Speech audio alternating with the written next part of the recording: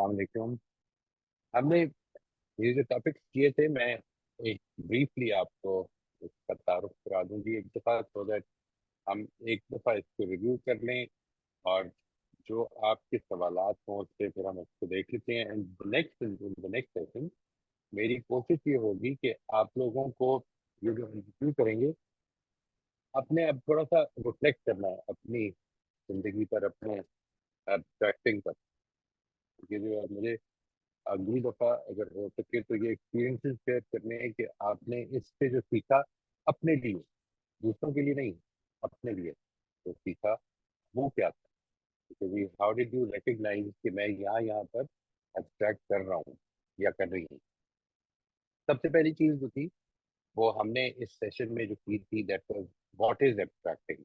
What is abstracting ने उसको explain किया था कि ये इंसान की, और बेसिकली उस चीज का जिक्र कर रही है हम कि जब इंसान कॉन्शियसली या अनकॉन्शियसली जो अपनी एनवायरनमेंट में जो कुछ को देख रहा है, जो कुछ को सुन रहा है, जो कुछ को महसूस कर रहा है, उसमें से वो चीजें एब्स्ट्रैक्ट करता है। समटाइम्स कॉन्शियसली एब्स्ट्रैक्ट करता है और समटाइम्स अनकॉन्शियसली एब्स्ट्रैक्ट करता है।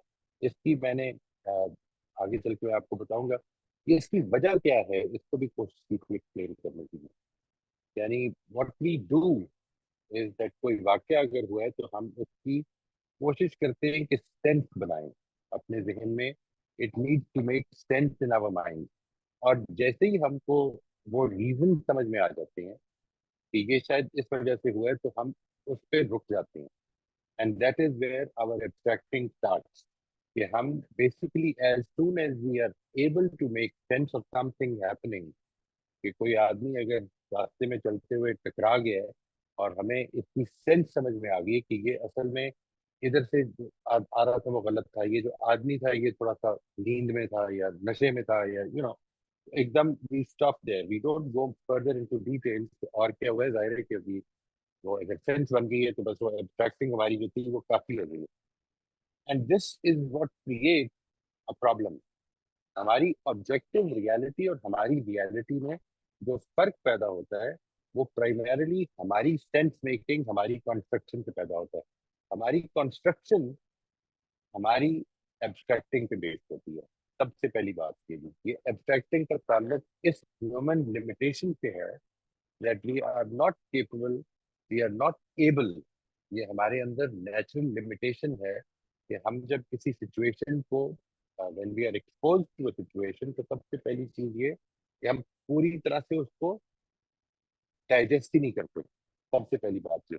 दूसरी बात ये कि जो कुछ हम करते हैं, जो कुछ हम देख रहे होते हैं, हमारी सेंस परसेप्शन में जो कुछ आ रहा होता है, उसमें से भी हम सिर्फ उतना ही लेते हैं कि जितना हमारे लिए आदतन या हमारी इस वक्त की जो जरूरत है उस लिहाज से जरूरी होता है। बाकी चीजें हम इग्नोर कर देते हैं। And that is how we we generally live in our life. क्या होता है, क्यों हम ऐसा करते हैं, वी कैन गेट ओवरवेल्म अगर हम सारी चीजें हर वक्त, सारी इंफॉर्मेशन लेना शुरू कर दें, तो वो इंफॉर्मेशन जो है इट विल ओवरवेलम अस। हम शायद एक ही वाक्य को, वो जो मैंने आपको दिखाया था वो वाक्य, एक आदमी जो है वो नमाज पढ़ रहा है एक पीले रंग की गाड़ी पर किसी बाहर की जगह पे। और वो जो वाक्य आपको मैंने दिखाया 30 सेकंड का, उसमें से अगर आप एक एक चीज को नोट करने की कोशिश करें, एक एक चीज को, तो सबसे पहली बात तो ये कि आप जो कुछ इंपॉर्टेंट समझते हैं वो मिस कर रहे हैं। सबसे पहली बात। दूसरी चीज ये कि वो वाक्य इतनी देर में हुए हुए शायद दिन गुजर जाए, कि वो अगर आप उसकी एक एक चीज को नोट कर रहे हैं, तो we can get overwhelmed, we can miss out on many important things. Therefore we try to abstract, we try to abstract sometimes and we are bound to extract sometimes। ये दोनों एस्पेक्ट हमने इसमें मैं यहाँ पे आपके साथ ये भी शेयर करता जा रहा हूँ जी, इसको प्लीज आप नोट कर लें, आपके अगले रेफरेंसेस के लिए काम आएंगे ये। हमने ये शेयर किया था कि कॉन्शियस और अनकॉन्शियस एब्स्ट्रैक्शन क्या होती है। मैंने इसकी मिसाल दी थी आपको कि हम कॉन्शियसली एब्स्ट्रैक्ट कर रहे होते हैं, जिस वक्त मिसाल के तौर पर आप एक डिक्शनरी खोलते हैं और उसमें से एक वर्ड है, पूरे पेज पे जितने वर्ड हैं वो सारे नहीं देख रहे होते, बल्कि आप you are directly going to that particular word जो आपको चाहिए। And that is how we consciously attract sometimes. हम किसी सिचुएशन में, किसी बात में से सिर्फ वो नुक्ता उठाना चाहते हैं, कि जो हमारी जरूरत होती है, जिसलिए हमने सवाल पूछा होता है, उसका जवाब हो सकता है कि 10 मिनट पहला हो, तो उसमें सिर्फ उतनी बात हम लेते हैं कॉन्शियसली कि जो हमारी जरूरत होती है। तो ये हमारी कॉन्शियस और अनकॉन्शियस अट्रैक्शन क्या होती है कि जिस वक्त इंसान एक ऐसे माहौल में बैठा है जिधर बहुत सारी चीजें हो रही हैं, लेकिन उसकी नजर सिर्फ उन चीजों पे जा रही है जो उसके लिए इम्पोर्टेंट है। ये हमारी अनकॉन्शियस अट्रैक्शन होती है। दूसरा हमने जिक्र किया था, ये 39 है, आपकी जो वीडियो नंबर है। इस अगर आप इसको देखेंगे, ये प्लेलिस्ट जो है सारी, इसमें आप देखेंगे तो ये सारी एक अरेंजमेंट के साथ आपको मिल जाएंगी। 38 में हमने ये पहली बात की थी, 39 में हमने ये देखा था कि इंसान अट्रैक्ट करता क्यों है। उसमें हमने ये बताया था, तीन चार चीजें उससे जिक्र की थी कि उसकी परसेप्शन, सेल्फ परसेप्शन की लिमिटेशन है। आप देखने में कुछ चीजें आपकी देखी जा नहीं सकती, मिसाल के तौर पर कि क्या चीज है इस एनवायरनमेंट में जो क्रिएट हो रही है। आप अगर कोई स्मेल आ रही है तो उसमें से कोई चीज आप एक्सट्रैक्ट करेंगे, you can not exactly find out कि और क्या क्या चीजें आ रही है, कोई डीजल की भी आ रही है, कोई पेट्रोल की भी आ रही है, खाने की भी आ रही है। तो यू विल गेट ओवरवेल्ड अगर आप सारी चीजें नोट कर रहे हैं। तो वो क्यों एक्सट्रैक्ट करते हैं? बिकॉज हमारी सेंस परसेप्शन की लिमिटेशन है, नंबर एक। नंबर दो, हम जो कुछ हमारी इम्पोर्टेंस है, जो हमारा इस वक्त मेंटल कंडीशन है, जो इस वक्त हमारा कंसर्न है, हम उसके लिहाज से चीजें एब्स्ट्रैक्ट कर रहे होते हैं। वो बाकी चीजें हम मिस कर जाते हैं। ऐसा नहीं होता कि करते हैं जानबूझ के, तो मिस कर जाते हैं। ठीक है जी। इसी तरह से then there is another aspect कि जब हम अपने उस वाक़े के एक्सपीरियंस को दूसरों से बयान करते हैं, तो हमारी लैंग्वेज की, हमारी सिंबल्स की जो हम यूज कर रहे हैं अपनी बोलचाल में, उसकी लिमिटेशन है। कई दफा आपने महसूस किया होगा कि you you feel something but you can not, you don't know the exact word, मैं किस तरह से एक्सप्रेस करूं। Sometimes you are I am myself not conscious of why I am feeling in a certain way, and at other times I cannot tell कि why am I feeling in a certain way. और आखिरी चीज जो थी वो ये थी कि हमारी सबकी कंस्ट्रक्शन डिफरेंट है। हम जब एक वाक्य को एक्सपीरियंस करते हैं, उसको कैसे कंस्ट्रक्ट कर रहे हैं। हमारी जिस तरह से मैं आपकी नजर से देख नहीं सकता, उसी तरह से मैं आपके जहन से चीजों को कंस्ट्रक्ट भी नहीं कर सकता, लिहाजा इट बिकम्स डिफिकल्ट। और इसी चीज में ये चीज भी मौजूद है, इसी बात में ये इसका हल भी मौजूद है कि हम क्या कर सकते हैं। If I am willing to listen to you, अगर मैं अपने जहन को खुला रख के आपको सुनने को आमादा हो जाऊं, तो मैं आपकी एब्स्ट्रैक्शन को समझ सकता हूँ। इवन इफ आई नो, और even if I feel they are wrong, I can still learn कि आप किस तरह से चीजों को देख रहे हैं। ये वाला एस्पेक्ट जो था, ये हमने पार्ट 39 में देखा था। पार्ट 40 एंड 42 में हमने ऑर्डर्स ऑफ एब्स्ट्रैक्शन देखे थे। ये वो जगह है जिधर हमने वो आपको तजुर्बा कराया था, एक छोटी सी वीडियो दिखा के आप इसमें से क्या चीजें हैं जो दो तीन जुमलों में अगर बयान करें तो करेंगे। और वो आपने भी देखा कि यहाँ पर जो 10-12 लोगों ने शेयर किया था, वो सबकी एक्सप्लेनेशन डिफरेंट थी उस वाक्य की। डिफरेंट थी नॉट इन द सेंस कि हकीकत चेंज हो गई थी, लेकिन बहुत सारी चीजें कुछ लोगों ने एक ऑर्डर ऑफ एब्स्ट्रैक्टिंग में बयान की हुई है और किसी ने दूसरे ऑर्डर में। ये जो ऑर्डर ऑफ एब्स्ट्रैक्टिंग है, इसको मैंने आपको एक्सप्लेन किया था कि सबसे पहली चीज होती है कि एक इवेंट हुआ, एक्सटर्नली मेरे से बाहर एक event, something has taken place. First order of abstracting ये है कि मैंने उसको एक्सपीरियंस किया। ये एक्सपीरियंस मुकम्मल इवेंट को नहीं अपने अंदर लेता। ये मैं जो एक्सपीरियंस करता हूँ, ये उतना ही एक्सपीरियंस करता हूँ जितना कि मेरा उस इवेंट के साथ कनेक्शन हो पाता है। Mental connection, psychological connection. मैं कुछ चीजों में, जिसमें बहुत सारे लोग बहुत मजमा जमा कर लेंगे, उनके पास से आराम से गुजर जाता हूँ, इसलिए तो मेरी दिलचस्पी की चीज नहीं होती। जिन चीजों में मैं खास तौर पे इंटरेस्टेड होता हूँ, अब ये सारा कुछ जो है ये मेरा अपना माइंड सेट है, जो मुझे तवज्जो दिलाता है और किसी जगह से तवज्जो हटाता है। And that is how we manage life. तीसरा ऑर्डर ऑफ एब्स्ट्रैक्टिंग, दूसरा सॉरी, सबसे पहला ऑर्डर ऑफ एब्स्ट्रैक्टिंग ये होता है कि आदमी ने जो उसका फर्स्ट हैंड एक्सपीरियंस है, वो नहीं है कि जो असल में एक्सपीरियंस या इंसिडेंट खुद है, वो पूरे का पूरा इंसिडेंट उसके पास नहीं है। वो एक एंगल से देख रहा है चीजों को, दूसरे एंगल से नहीं देख रहा। दूसरे एंगल से देखने वाले का एक्सपीरियंस डिफरेंट होगा। इसी तरह दूसरे माइंड सेट से देखने वाले का एक्सपीरियंस भी डिफरेंट होगा। सेकेंड लेवल ऑफ इंटरेक्टिंग वो होता है कि जिधर मैं उस इंसिडेंट को अपने आप को बताता हूँ कि क्या हुआ है। एक एक्सपीरियंस है, एक अब उसको वर्ड में ढालना है। थर्ड लेवल ऑफ एक्सट्रैक्टिंग जो होता है, यानी मैंने उसको अब किसी से बयान करना है, अल्फाज इस्तेमाल करूंगा, वो जो अल्फाज हैं they are not exactly the same thing as the experience. ठीक है जी। थर्ड लेवल ऑफ एक्सट्रैक्टिंग वो होती है कि जिसके अंदर मैं अपने महज वाकया नहीं बयान करता, मैं अपने एक्सपीरियंस को इन इन वो क्या मैंने वर्ड यूज किए थे, इंटेंशनली बयान करता हूँ, ना कि एक्सटेंशनली बयान करता हूँ। एक्सटेंशन बयान करने का तरीका वो होता है कि जिसमें when you speak a word, तो जो पिक्चर है वो एग्जैक्टली वही बनेगी जो मेरी और आपकी, सुनने वाले की और बोलने वाले की, जो बोलने वाले का मकसूद होता है। लेकिन कुछ वर्ड ऐसे होते हैं कि जिनमें पिक्चर वो नहीं बननी जरूरी। मिसाल के तौर पर मैं आपसे कहूँ कि मेरे खिड़की के बाहर मुझे एक आदमी खड़ा हुआ नजर आ रहा है, तो इसमें जो पिक्चर बनेगी वो मेरी और आपकी एक ही होगी। लेकिन अगर मैं आपसे ये कहूँ कि एक आदमी यहाँ पर बाहर वॉक कर रहा है और कुछ टेंस लग रहा है, ये पिक्चर लाजिम नहीं कि आपकी और मेरी एक ही बने। मतलब मेरा मतलब ये है कि वो he is looking down on the ground and maybe smoking a cigarette or what, and you might think that he is just sitting with his back on the car and staring at the sky. It could be a very different picture. ठीक है जी। वो क्या चीज है, जब मैं किसी से कहता हूँ कि एक आदमी ने मेरे से रूडली बात की है, तो ये असल में इंटेंशनल एक्सप्लेनेशन है। तो वो क्या चीज है, वो जो थर्ड लेवल ऑफ जो एब्स्ट्रैक्टिंग है, उसमें वर्ड्स बहुत मैटर करते हैं कि मैं किस तरह से आपको बयान करूँ। फिर क्या करता हूँ मैं, एक चौथा लेवल एब्स्ट्रैक्टिंग का ये होता है कि बजाय वो वाकया बयान करने के, उसके इन्फ्रेंसेस बयान करने लगता हूं। मतलब मैंने उससे इन्फर ये किया है कि लोग बहुत ज्यादा जज्बाती हो गए हैं। तो मैं ये बयान कर दूंगा कि मैंने आज देखा एक वाकया जिस बात लोग जज्बाती से काम कर। अच्छा, एक और चीज ये होती है इसके अंदर कि मैं जनरलाइज कर देता हूँ कि इस इलाके में बड़ी जज्बाती लोग रहते हैं। ये बहुत करता हूँ। यानी मैंने बहुत लोगों को देखा है इस तरह की लैंग्वेज बोलते हुए, ये लोग ऐसे होते हैं, तो वो लोग ऐसे होते हैं।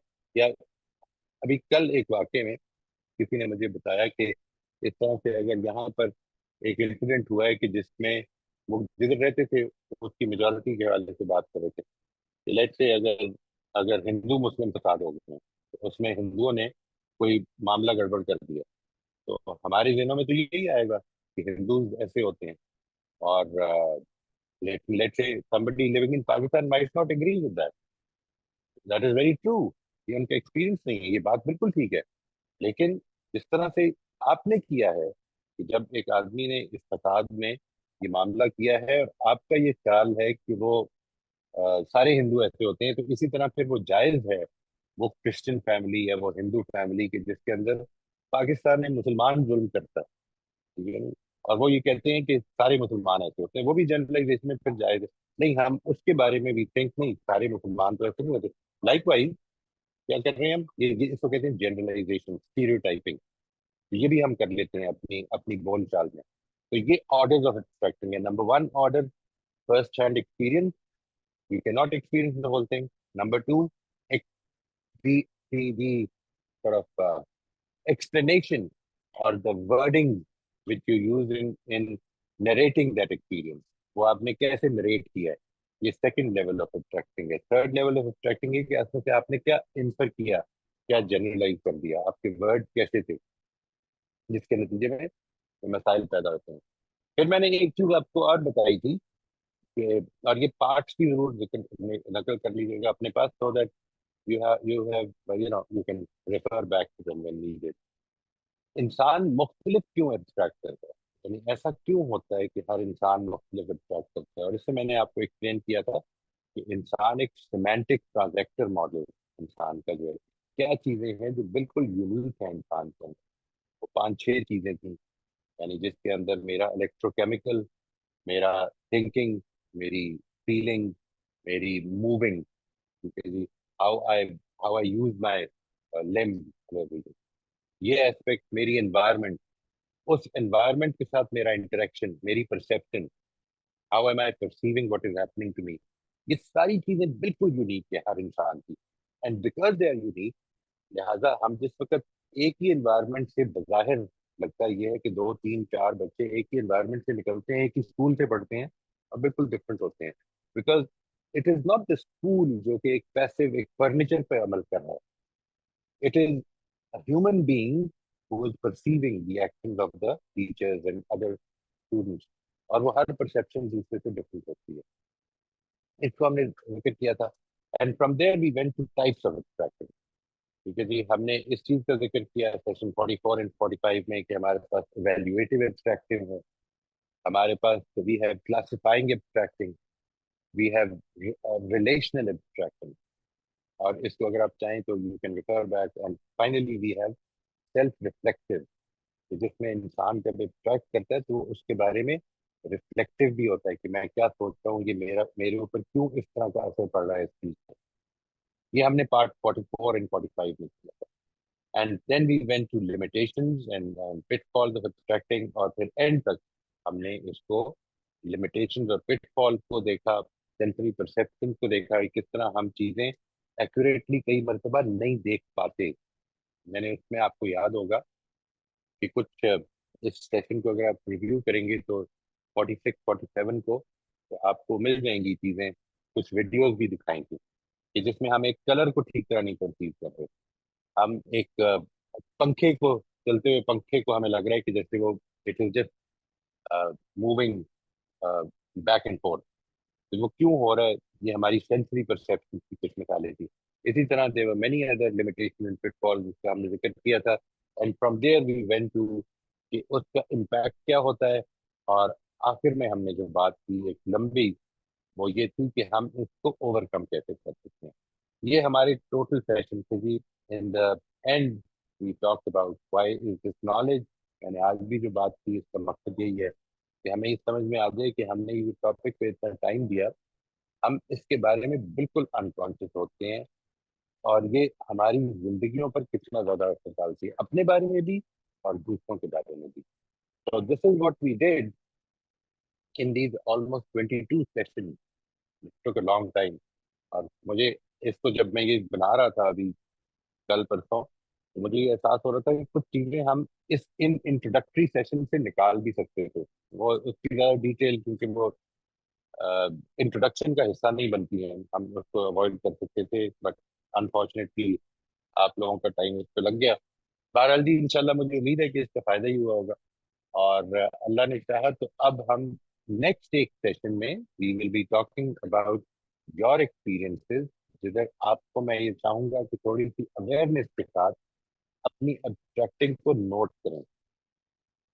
आपको कई चीजों में तो पता ही नहीं चलेगा ये, ठीक है जी. But when you look at it, जब आप गुफ्तगू करेंगे किसी और के साथ और ये देखेंगे कि दूसरे ने इस सिचुएशन में क्या समझा है, उस वक्त आपको पता चलेगा कि आप ये नोट कर रहे थे और आपकी नोट करने की जो सलाहियत है वो किस तरह लिमिटेड होती है. और ये आप ही की नहीं होती, हम सब की होती. So this is what I would like you to share in the next time, and from there on we'll be moving towards the next unconscious process of building mental patterns. ठीक है जी. और उम्मीद है कि इंशाल्लाह उसको हम जल्दी कवर कर लेंगे 2 3 सेशन में. यहाँ पे मैं रोक देता हूँ जी. I am now available for your question and from there we can move forward जी. बिस्मिल्लाह. If you have any question. आज तो हमने जी छोटा सर, ही रखा अभी तो किसी का नहीं है सवाल। सर आप ये जी. जो आपने भी बात की है कि हम नेक्स्ट जो सेशन होगा उसमें हम इनके एक्सपीरियंसेस शेयर करेंगे कि इतने अरसे में या इसी वीक में ये इस चीज को रिव्यू करें मसलन पिछले। मिसाल के तौर पर जी, आप पहले भी कर सकते हैं. यानी अगर अगर जहन में आता है कि मैंने किस तरह से जिंदगी में पहले ये प्रैक्टिस की थी और किस तरह से बाद में चेंज हुई. ठीक है ना जी. This can be a very good experience way you will also feel the sense of growth. हम किस तरह से जिंदगी में दूसरा पॉइंट ऑफ व्यू सुन के हमने ग्रो किया हुआ है ऑलरेडी. ठीक है ना जी. एक चीज को, आपकी किसी चीज के बारे में फहम, आपके किसी चीज के बारे में जो समझ है वो एक थी और फिर बाद में चेंज हुई है. How did that happen? वो पहली क्यों थी?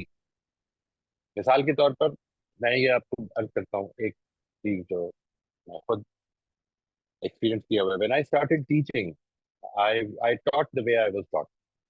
जिस तरह से लोग मुझे पढ़ाए, मैंने खुद पढ़ा लोगों को, उसी तरह पढ़ाता था. और स्ट्रिक्ट कंट्रोल रखने की भी कोशिश करता था क्लास पे, क्योंकि that was the indication of a good teacher. As things started moving forward for me, or I started learning about learning, and I started experiencing others, तो फिर मुझे ये एहसास होना शुरू हुआ कि ये जिंदगी में जो टीचिंग है ये सिर्फ एक तरह नहीं होती। और टीचिंग का मकसद असल में टीच करना नहीं होता, बल्कि आपके सामने जो बैठे हुए लोग हैं उनकी लर्निंग होती है। ये असल में वो पैराडाइम चेंज हुआ है। ठीक है जी। वो ये क्या चेंज हुआ है, पहले एब्स्ट्रैक्टिंग क्या हो रही थी? पहले एब्स्ट्रैक्टिंग ये हो रही थी कि जिस तरह से दूसरों को देखा करते हुए उसमें से जो चीज रेलेवेंट देखी वो अपने अंदर ले ली। ठीक है जी। दूसरों को देखा, अपना एक्सपीरियंस भी था, किस तरह से टीचर्स पढ़ाते थे, ये सब कुछ अपने अंदर जज्ब किया और इसी से सफर शुरू किया। और जब ये सफर शुरू हो गया और मसला ये बना कि जब आप ये पूछते हैं लोगों से जाके कि उन्होंने क्या सीखा और क्या नहीं सीखा, तो प्रॉब्लम ये थी कि मेरी पूरी की पूरी सिंसेरिटी के बावजूद भी लोग उधर ही खड़े थे। यानी कुछ लोग सीख रहे थे, कुछ नहीं सीख रहे थे। यही हमने अपनी क्लास में देखा था। इधर से अब दूसरे पर्सपेक्टिव को जानना शुरू हुआ। तो ये एक बहुत बड़ी वो एब्स्ट्रैक्टिंग की मिसाल है कि जिधर हम एक पर्सपेक्टिव से शुरू करते हैं और एक बिल्कुल डिफरेंट पर्सपेक्टिव में आते हैं। तो I hope this will give you a good idea कि जब आप ये हम बात करते हैं कि अपनी एब्स्ट्रैक्टिंग और उसके बाद उससे निकलना और शेयर करना, क्योंकि देखें वो जो दूसरी चीजें है ना, जो मैं और आप आज एब्स्ट्रैक्ट कर रहे हैं, जिसके बारे में भी गलती वाजे भी हुई, उनको हम जानते भी नहीं। ये है जो इसकी स्ट्रेंथ है। उसकी गलती तब पता चलती है हमें जब हम दूसरे से बात करते हैं, उसके बगैर पता चल नहीं सकती। ये प्रॉब्लम ठीक है जी। कोमल, मैं आपकी बात का जवाब दे पाया जी? You can sir. हैव मैं एनी एक्सपीरियंस, अच्छा है पुराना लो। ठीक है, ये मुझे एक तो इसके दो इसके मकसद समझ आ रहे थे कि हमने अभी तक जो पढ़ाया है वो एक तो वो अंडरस्टैंड कर लें अच्छे से लोग, कि मैं जो एक्सपीरियंस कर राइट। उसका मुझे एक तरीका ये आ रहा था कि मैं वो टॉपिक्स लिख लूं या जो जो आपने बताई है टाइप्स एब्स्ट्रैक्शन की, वो एक पेज पर लिख लूं और मैं जैसे एक्सपीरियंस कर रही हूँ तो उसको मार्क करती जाऊं कि ये इस एब्स्ट्रैक्शन में आ रहा है या ये इस एब्स्ट्रैक्शन में इट कैन बी ये वेरी सिर्फ गुड, मेरी नॉलेज बिल्कुल। के ये मेरी नॉलेज के लिए कि मैं इसको अच्छे से अंडरस्टैंड कर सकूं। बट जो आपने बात की है उससे मुझे ये समझ आया कि मैं इस चीज को समझूं कि ये मेरी एब्स्ट्रैक्शन हो सकती है, यानी कि इस जगह पर मैं एब्स्ट्रैक्ट कर रहा था राइट, राइट, और ये मेरी राइट। और एब्स्ट्रैक्शन इस देखें, तरह से एक्सचेंज हुई है। ये बड़ी अच्छी बात की आपने। आपने बड़ा अच्छा एक मिसाल दी है। जिधर आप महसूस करें कि आपको किसी के अमल में गलती दिख रही है, यानी आपकी समझ में आपके फौरन ध्यान में ये आ रहा है कि ये गलत कर रहा है, try to write it down कि ये मैं क्यों कह रहा हूँ। क्या हो सकता है कि वो दूसरी तरफ से देख रहा हूँ? मैंने हम्म। असल में जो एब्स्ट्रैक्टिंग की है वो इवेल्युएटिव एब्स्ट्रैक्टिंग है।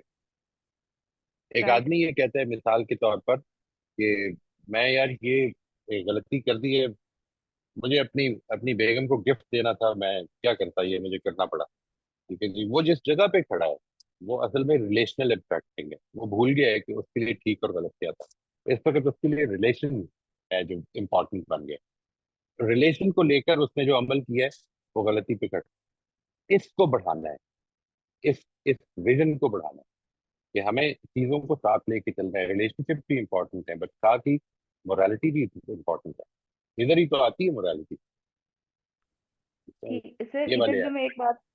मैं इधर जो एक बात ये समझना चाह रही हूँ कि जो इसको यानी कि एक इस हवाले से ज्यादा डीपली अंडरस्टैंड करना चाह रहे हैं उनके लिए ये चीजें इम्पोर्टेंस रखती हैं कि ये रिलेशनरी एब्स्ट्रैक्शन है, ये सेंसरी एब्स्ट्रैक्शन है, ये सब कुछ। बट नॉर्मली जो हम लोग सिर्फ जो समझ रहे हैं, यानी कि बेसिक आपको ये समझना है कि एब्स्ट्रैक्शन आप कर रहे हैं, कहीं ना कहीं आपको इस चीज का पता राइट, होना है। राइट, ठीक बिल्कुल, है। बिल्कुल। ठीक है, ठीक है थैंक जी, यू सर। Thank you. जी राफिया, आप प्लीज अपना सवाल पूछ लीजिए। मैं ये पूछना चाह रही थी कि जो हम एब्स्ट्रैक्शंस करते रहे हैं और जो उससे हमने लर्न किया और अब हमारे में कुछ चेंज आया है उन्हीं एब्स्ट्रैक्शंस को देखने में, so how far back do you want us to see? एक तो प्रेजेंट है, एक आपके कुछ कुछ अरसे पहले एब्स्ट्रैक्शन थी। तो is it a certain period जिसमें हमें सोचना चाहिए कि पहले मैं इस बारे में नहीं, इस तरह एब्स्ट्रैक्ट करती थी, इट इज अब मैं इस तरह जस्ट करती हूँ? नो नो नो नो, ये इशू नहीं है। असल में ये इशू है कि ये रिकग्निशन पैदा हुई है कि वो एक एब्स्ट्रैक्शन थी। उस रिकग्निशन से मैं आज आगे बढ़ा हूँ। ये मैंने समझा है कि और ये जो बड़ा हूँ, इसमें कई दफा ये ख्याल पैदा हो जाता है जिंदगी में कि पहले तो मैं एब्स्ट्रैक्ट किया करता था, अब नहीं करता। नहीं, मैं जिंदगी में अपनी मौत तक एब्स्ट्रैक्ट ही करता रहूंगा। प्रॉब्लम सिर्फ ये है कि मेरे एटीट्यूड में ये चेंज आ सकती है कि जब मुझे ये मालूम हो जाए कि मेरे पास कभी भी कंप्लीट इंफॉर्मेशन नहीं होती, तो मैं दूसरों की बात भी सुनने के लिए पूरी तरह आमादा हो जाए। दूसरा देख कैसे रहा है सिचुएशन को, ये समझ पैदा हो रही है। जब आपके अंदर ये, मिसाल के तौर पर किसी चीज के बारे में आपका पॉइंट ऑफ व्यू चेंज हुआ है, अगर आपको ये पूरी बात मैं कह रहा हूँ कि आप शेयर कीजिएगा दैट ये मैंने एब्स्ट्रैक्टिंग की और then I recognize it and I, how did I recognize it and how a change occurred in me, मेरे अंदर कैसे ट्रांसफॉर्मेशन हुई। ये ध्यान में रखिएगा, जब भी आपकी एब्स्ट्रैक्टिंग सामने आएगी और आपके उस यूं समझ लें कि उसको, उस पॉइंट ऑफ व्यू को चेंज करेगी, असल में किसी ना किसी लेवल पे आपके अंदर ट्रांसफॉर्मेशन होगी। आपकी फीलिंग चेंज हो जाएगी, बिल्कुल चेंज हो जाएगी। यानी आप एक चीज के बारे में निहायत गुस्से में खड़े थे, वो फीलिंग चेंज हो जाएगी। Because you will actually be seeing from a completely different angle. वो किसी ने कहा सर 180 डिग्रीज पे खड़ा होता है, बिल्कुल ऐसे होता है। मैं असल में इस तरह खड़ा हूँ। वो वाकया कभी हुआ है जिंदगी में? अगर वो हुआ है तो वो एक्सप्लेन कर दें। उसमें से there are two ways of going about it. One is you understand this was your extracting and you corrected it through external means. The other is where you went through a transformation in your feeling or a transformation in your approach. यहाँ पर भी असल में एब्स्ट्रैक्टिंग ठीक हुई है किसी चीज की। वो कैसे ठीक हुई है? जब आप उस प्रोसेस में पढ़ेंगे तो आपको पता चलेगा कि ये असल में मेरा पर्सपेक्टिव किसी ने ब्रॉडन कर दिया था, उसके नतीजे में चेंज हुई है। So इसमें you have to be constantly aware, continuously, that आप राइट, कॉन्वर्सेशंस और उसमें किस तरीके से हो रहा है, या पहले कैसे था और अब आप राइट। किस तरीके से डिफरेंटली एब्स्ट्रैक्ट कर रहे हैं। ये जो बात है ना कि ये जो इस असाइनमेंट के लिए तो you don't have to be constantly conscious, लेकिन वैसे जिंदगी में, यानी ये जितने भी हम पढ़ रहे हैं, being conscious of our internal processes, ये है इसकी main heading. Being conscious of our internal processes. Number one, we learn a bit about abstracting. Next we are going to move forward and look at mental patterns. ठीक है जी? Next we will talk about feelings. Then we will talk about our cognitive distortions, जो हमारे अंदर, हम किस तरह से चीजों को अपने अंदर जो ले रहे होते हैं, प्रोसेस कर रहे होते हैं, उसमें क्या क्या डिस्टॉर्शन हमारे अंदर क्रिएट हो रही होती है। जब इन चीजों से आप वाकिफ हो जाएं तो असल में क्या हो रहा है? देखिए, मेन हेडिंग है being conscious of our internal processes. You will have to be conscious of your internal processes. अगर आप राइट, राइट। कॉन्शियस नहीं रहे हैं तो you are going to again fall into that trap again. ठीक है जी? मिसाल के तौर पर, अगर मैं किसी के बारे में जल्दी जल्दी जजमेंटल हो जाता हूँ, मुझे रियलाइज हो गया कि ये मेरी एक्टिंग थी, मुझे रियलाइज हो गया कि मेरा मेंटल पैटर्न था, मेरी कॉग्निटिव डिस्टॉर्शन थी, ये सब कुछ रियलाइज हो गया, लेकिन अगली दफा फिर हो रहा हूँ, तो इसका मतलब है सीखा कुछ नहीं। मैं ये नहीं कह रहा हूँ कि वो अगले ही दिन ठीक हो जाएगा। लेट्स से अवेयरनेस पैदा हो रही है, it is taking some time, fine, no problem.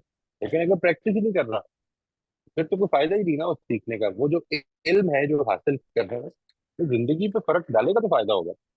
ये वाला एस्पेक्ट तो ये कॉन्शियस। इंटरनल प्रोसेस देखना है कि जैसे किसी चीज पे पहले मुझे जल्दी गुस्सा आ जाता था, वो एब्स्ट्रैक्शन, फिर आहिस्ता आहिस्ता समझ आई कि दूसरे ने कैसे एब्स्ट्रैक्ट किया, तो अब मेरे रिएक्शन उस तरीके का नहीं हो रहा उतनी तेजी से, तो मुझे कुछ अंडरस्टैंडिंग आ गई कि मैं कैसे एब्स्ट्रैक्ट कर रही हूँ। Right, right. ओके। ये जो बात है, जो बट पहले गुस्सा चढ़ रहा था, उसमें देखिए कुछ एब्स्ट्रैक्टिंग हो रही है, जी, जिसकी वजह से फौरन गुस्सा चढ़ रहा है।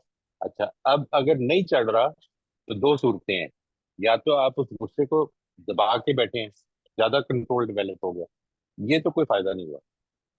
इंटरनल प्रोसेस का मतलब ये नहीं है, देखें, गुस्सा चढ़ रहा है और मैंने रोका हुआ है, ये है पर्सनैलिटी डेवलपमेंट। वो चीज जो पहले गुस्सा चढ़ा रही थी अब चढ़ा नहीं रही, ये है कैरेक्टर डेवलपमेंट। ये अंदर से डेवलपमेंट हो गया। इन दोनों में ये बुनियादी फर्क है। एक है मुझे गुस्सा चढ़ रहा है लेकिन माहौल ऐसा है कि मैं बता नहीं सकता, मैंने निकाल दिया अगर गुस्सा तो बहुत मार पड़ेगी, मैं दबा ही लूंगा, ठीक है ना जी। लेकिन एक ये कि नहीं, गुस्सा चढ़ ही नहीं रहा। वो जो वो वाली चीज है ना कि अब चढ़ ही नहीं रहा, वहां पर असल में एब्स्ट्रैक्टिंग चेंज हो गई है। तो वो आगे चल के तो इमोशंस फीलिंग ये सब, इस सब में ये इंसान को पता लगता जाएगा कि किस तरीके से हो रहा है। जब इमोशंस फीलिंग्स ये सब चीजों में हम देखेंगे कि हम abstract किस तरीके से करते थे, तो things will become clearer to us. But they should become clearer even now. Like, let's say if something used to disturb you and now doesn't, you can see that how are you constructing it earlier and how are you constructing it now. This construction is based on your obstructing. जी जी, I understand. Thank you very much. Thank you. जी रोसविन साहिबा, please आप अपना सवाल पूछ लीजिए। अस्सलाम वालेकुम सर। जी वालेकुम अस्सलाम। ये जो हमने शुरू किया था, ये जो आपने बताया कि कॉन्शियस एब्स्ट्रैक्टिंग या एब्स्ट्रैक्ट जो हम करते हैं वो तो ठीक है, हम अपनी पसंद की चीजों को देखते हैं या सुनते हैं या जो भी है, लेकिन जो अनकॉन्शियस होता है वो कैसे होता है? वो जो बाद में हम रिफ्लेक्ट करते हैं तो हमें पता चलता है, वो जी हमें जी। कैसे पता चलता है कि ये अनकॉन्शियसली भी एब्स्ट्रैक्टिंग हो रही है? नहीं, आप सबसे पहले तो ये समझ लें कि एब्स्ट्रैक्टिंग हर वक्त हो रही है, ठीक है। आप किसी भी इंटरेक्शन की पूरी चीज नहीं ले सकते, किसी भी वाक्य की पूरी चीज आपके सामने नहीं है। आपके पास जो कुछ है उसकी बेसिस पर एक राय कायम हुई है। और वो जो राय है वो आपके पास एक ऐसी इंफॉर्मेशन, इतनी इंफॉर्मेशन जिससे कि आपकी कंस्ट्रक्शन एक बन गई है कि ये वाक्य इस तरह हुआ होगा। एक और आदमी है जो उस वाक्य के बारे में डिफरेंट राय रखता है, ठीक है जी। उससे जब आप एक्सचेंज करेंगे तो आपको पता चलेगा कि वो किस तरह से देख रहे हैं उसको। ये है जिधर आपकी, जैसे ही आपका सुनना उसके बारे में एम्पैथिक हो जाएगा तो असल में आपका जो पर्सपेक्टिव है वो ब्रॉडन होगा, वो एब्स्ट्रैक्टिंग ब्रॉडन होगी, कंप्लीट फिर भी नहीं होगी। असल में एब्स्ट्रैक्टिंग रहनी एब्स्ट्रैक्टिंग ही है, ब्रॉडन होती जाएगी। अच्छा, वो जब ब्रॉडन होती है तो वो ज्यादा अकोमोडेटिंग हो जाती है। यानी अब आप ये समझते हैं मिसाल के तौर पर कि हाँ ये मुझे ऐसा लग रहा है कि अच्छा नहीं हुआ, but they can be some explanation जो अभी मेरे सामने नहीं है। एंटिल द टाइम कि मेरे सामने नहीं है मैं इस तरह से समझूंगा, अनलेस कि ये आपको किसी ऐसी सोर्स ने बताया हो ये जो पूरी बात है समझती है। फिर वो एक और चीज, मिसाल के तौर पर अल्लाह ताला का फैसला अबू लहब के बारे में, अल्लाह ताला का फैसला, एक है अल्लाह का फैसला अबू लहब के बारे में, अल्लाह ताला की जजमेंट अबू लहब पे, और एक है मेरा फहम अल्लाह ताला के फैसले के बारे में, वो तो एब्स्ट्रैक्टिंग ही है। लेकिन खुदा का जो फैसला है वो कंप्लीट है, यानी वो ये मेरा बिलीफ है, जिस here the faith comes in. Otherwise for me everything that is happening, ये जो अभी हम कुरान मजीद की क्लास आपने देखा है, कुरान स्टडी ग्रुप जो हमने बनाया, इसमें जो आइडिया है वो ये है कि एज ले पीपल, हम उलमा नहीं है, हम सारे तालिब इल्म है, हम अपनी अपनी ट्रांसलेशन देख के जब यहाँ पे शेयर करेंगे तो एक दूसरे की अंडरस्टैंडिंग को अगर समझना चाहें, जबरदस्ती तो नहीं कर सकते, समझना चाहें तो हम अपनी अपने पर्सपेक्टिव को ब्रॉडन कर सकेंगे। ये होगा। तो अनकॉन्शियस एब्स्ट्रैक्टिंग को आप अगर जान लें तो फिर कोई प्रॉब्लम खत्म होगी ना। हम भूल जाते हैं कई बार क्योंकि अनकॉन्शियस होती है। आपने जब डिक्शनरी खोल के एक वर्ड देखा तो आप ये बड़ी अच्छी तरह जानते हैं कि उस डिक्शनरी पर मौजूद, उस पेज पर मौजूद 100 वर्ड मैंने नहीं देखे। लेकिन जब आप एक वाक्य को देखते हैं और आप ये समझते हैं कि ओह उसने थप्पड़ मारा, उसने बड़ा जुल्म किया, ये जो जुल्म करने का जो एस्पेक्ट है, जितना वाक्य आपके सामने आया है, बहुत कुछ उसके पीछे, बहुत कुछ उसके आगे से हुआ है। वो हुआ क्या है असल में, वो पूरी बात मेरे पास नहीं है। क्योंकि नहीं है इसलिए मैं समझता हूँ ये पूरी बात है। ये इसको ठीक करना है हमें, यानी we should become more humble. in creating opinions about others. ये वाला aspect. जी सर, ये तो समझ आ गया कि ब्रॉडन हो जाता है जब हम दूसरों की आरा सुनते हैं, लेकिन मुझे अभी तक ये समझ नहीं आया कि अनकॉन्शियस एब्स्ट्रैक्टिंग को मैं रिफ्लेक्ट करूंगी, तब मुझे, जब वो मेरे कॉन्शियस में आ जाएगा, तब मुझे पता चलेगा कि ये पहले मेरे लिए अनकॉन्शियस थी। नहीं, ये बात आपकी बिल्कुल ठीक है, इसीलिए मैंने जो मिसाल दी है ना, इसमें जो करने का काम है वो ये है कि आप अपनी जिंदगी के पीछे गौर करके देखिए कि किधर आपकी आरा बदली हैं चीजों के बारे में, किधर सिचुएशन जो पहले आपको गुस्सा चढ़ाती थी वो अब नहीं चढ़ाती। ये चीज जब आप गौर करेंगे तो आपको वो समझ में आएगा कि पहले मैं इसको इस नजर से देख रहा था, अब मैं इसको इस नजर से देख रहा हूँ। ये बात समझ अगर आ गई ना, देखें जो इस वक्त मैं एब्स्ट्रैक्ट कर रहा हूँ ना, अनकॉन्शियस है, वो बात आप 100% ठीक कह रहे हैं, क्योंकि अनकॉन्शियस है इसलिए मैं उसको जानता नहीं हूँ। लेकिन जो पीछे मेरी ठीक हो चुकी है उसको अगर मैं याद करूंगा तो मेरी समझ में आ जाएगी कि ये इस तरह से देख रहा था, अब इस तरह देख रहा है। ये बात समझ में आई थी रोशन? इसमें जी कुछ जी। वाजे हुई बात? जी, अपना जो जाविया नजर चेक करना है बार बार। राइट राइट, जो पहले हो चुका है वहां पे आसान होगा देखना, जो अभी हो रहा है इसमें असल में तो एटीट्यूड डेवलप करना है। यानी एटीट्यूड डेवलप करने का मतलब ये है कि मुझे लगता ये है कि वाकया ऐसे हुआ है, लेकिन शायद there might be other things that I don't know or I did not register. ठीक। ठीक, इस तरह दूसरों को समझने में मदद मिलेगी हमें कि वो और किस दूसरों तरह। की राय लेते रहे। एटीट्यूड के एक नतीजा ये भी निकलेगा कि आप दूसरों की बात सुनने के लिए ज्यादा आमादा होंगे। अच्छा, मैं सही। और भी जो लोग उधर मौजूद थे उनसे पूछ लूँ, अगर किसी और ने भी देखा है तो। ठीक है, थैंक यू। मैं कहता हूँ। जी जैन साहब प्लीज आप अपना सवाल पूछ लीजिए। जी अस्सलाम वालेकुम मोइज साहब। वालेकुम अस्सलाम रहमतुल्लाह जी। मैं जो इससे और थोड़ा सा न्यूएंसेस फाइन जाने की कोशिश करता हूँ, मैंने इससे जो सीखा है, डेफिनेटली मैंने सीखा है, ये सीखा है कि basically I would think about my self, how I would improve my self as much as possible going forward in abstractions को लेते हुए। But then no matter what, जैसे आपने कहा एब्स्ट्रैक्शंस रहेंगे, and I try as much as possible to broaden and give an opportunity to others and myself to get as close as possible to the truth, right. and then go from there. लेकिन ये बात भी तो माननी पड़ती है ना मोई साहब, अगेन, कि इंसान के अंदर कुछ दाइये, कुछ कुछ एलिमेंट्स हैं, जैसे जिसमें गुस्सा एक है और द अर्ज टू डोमिनेट एक है।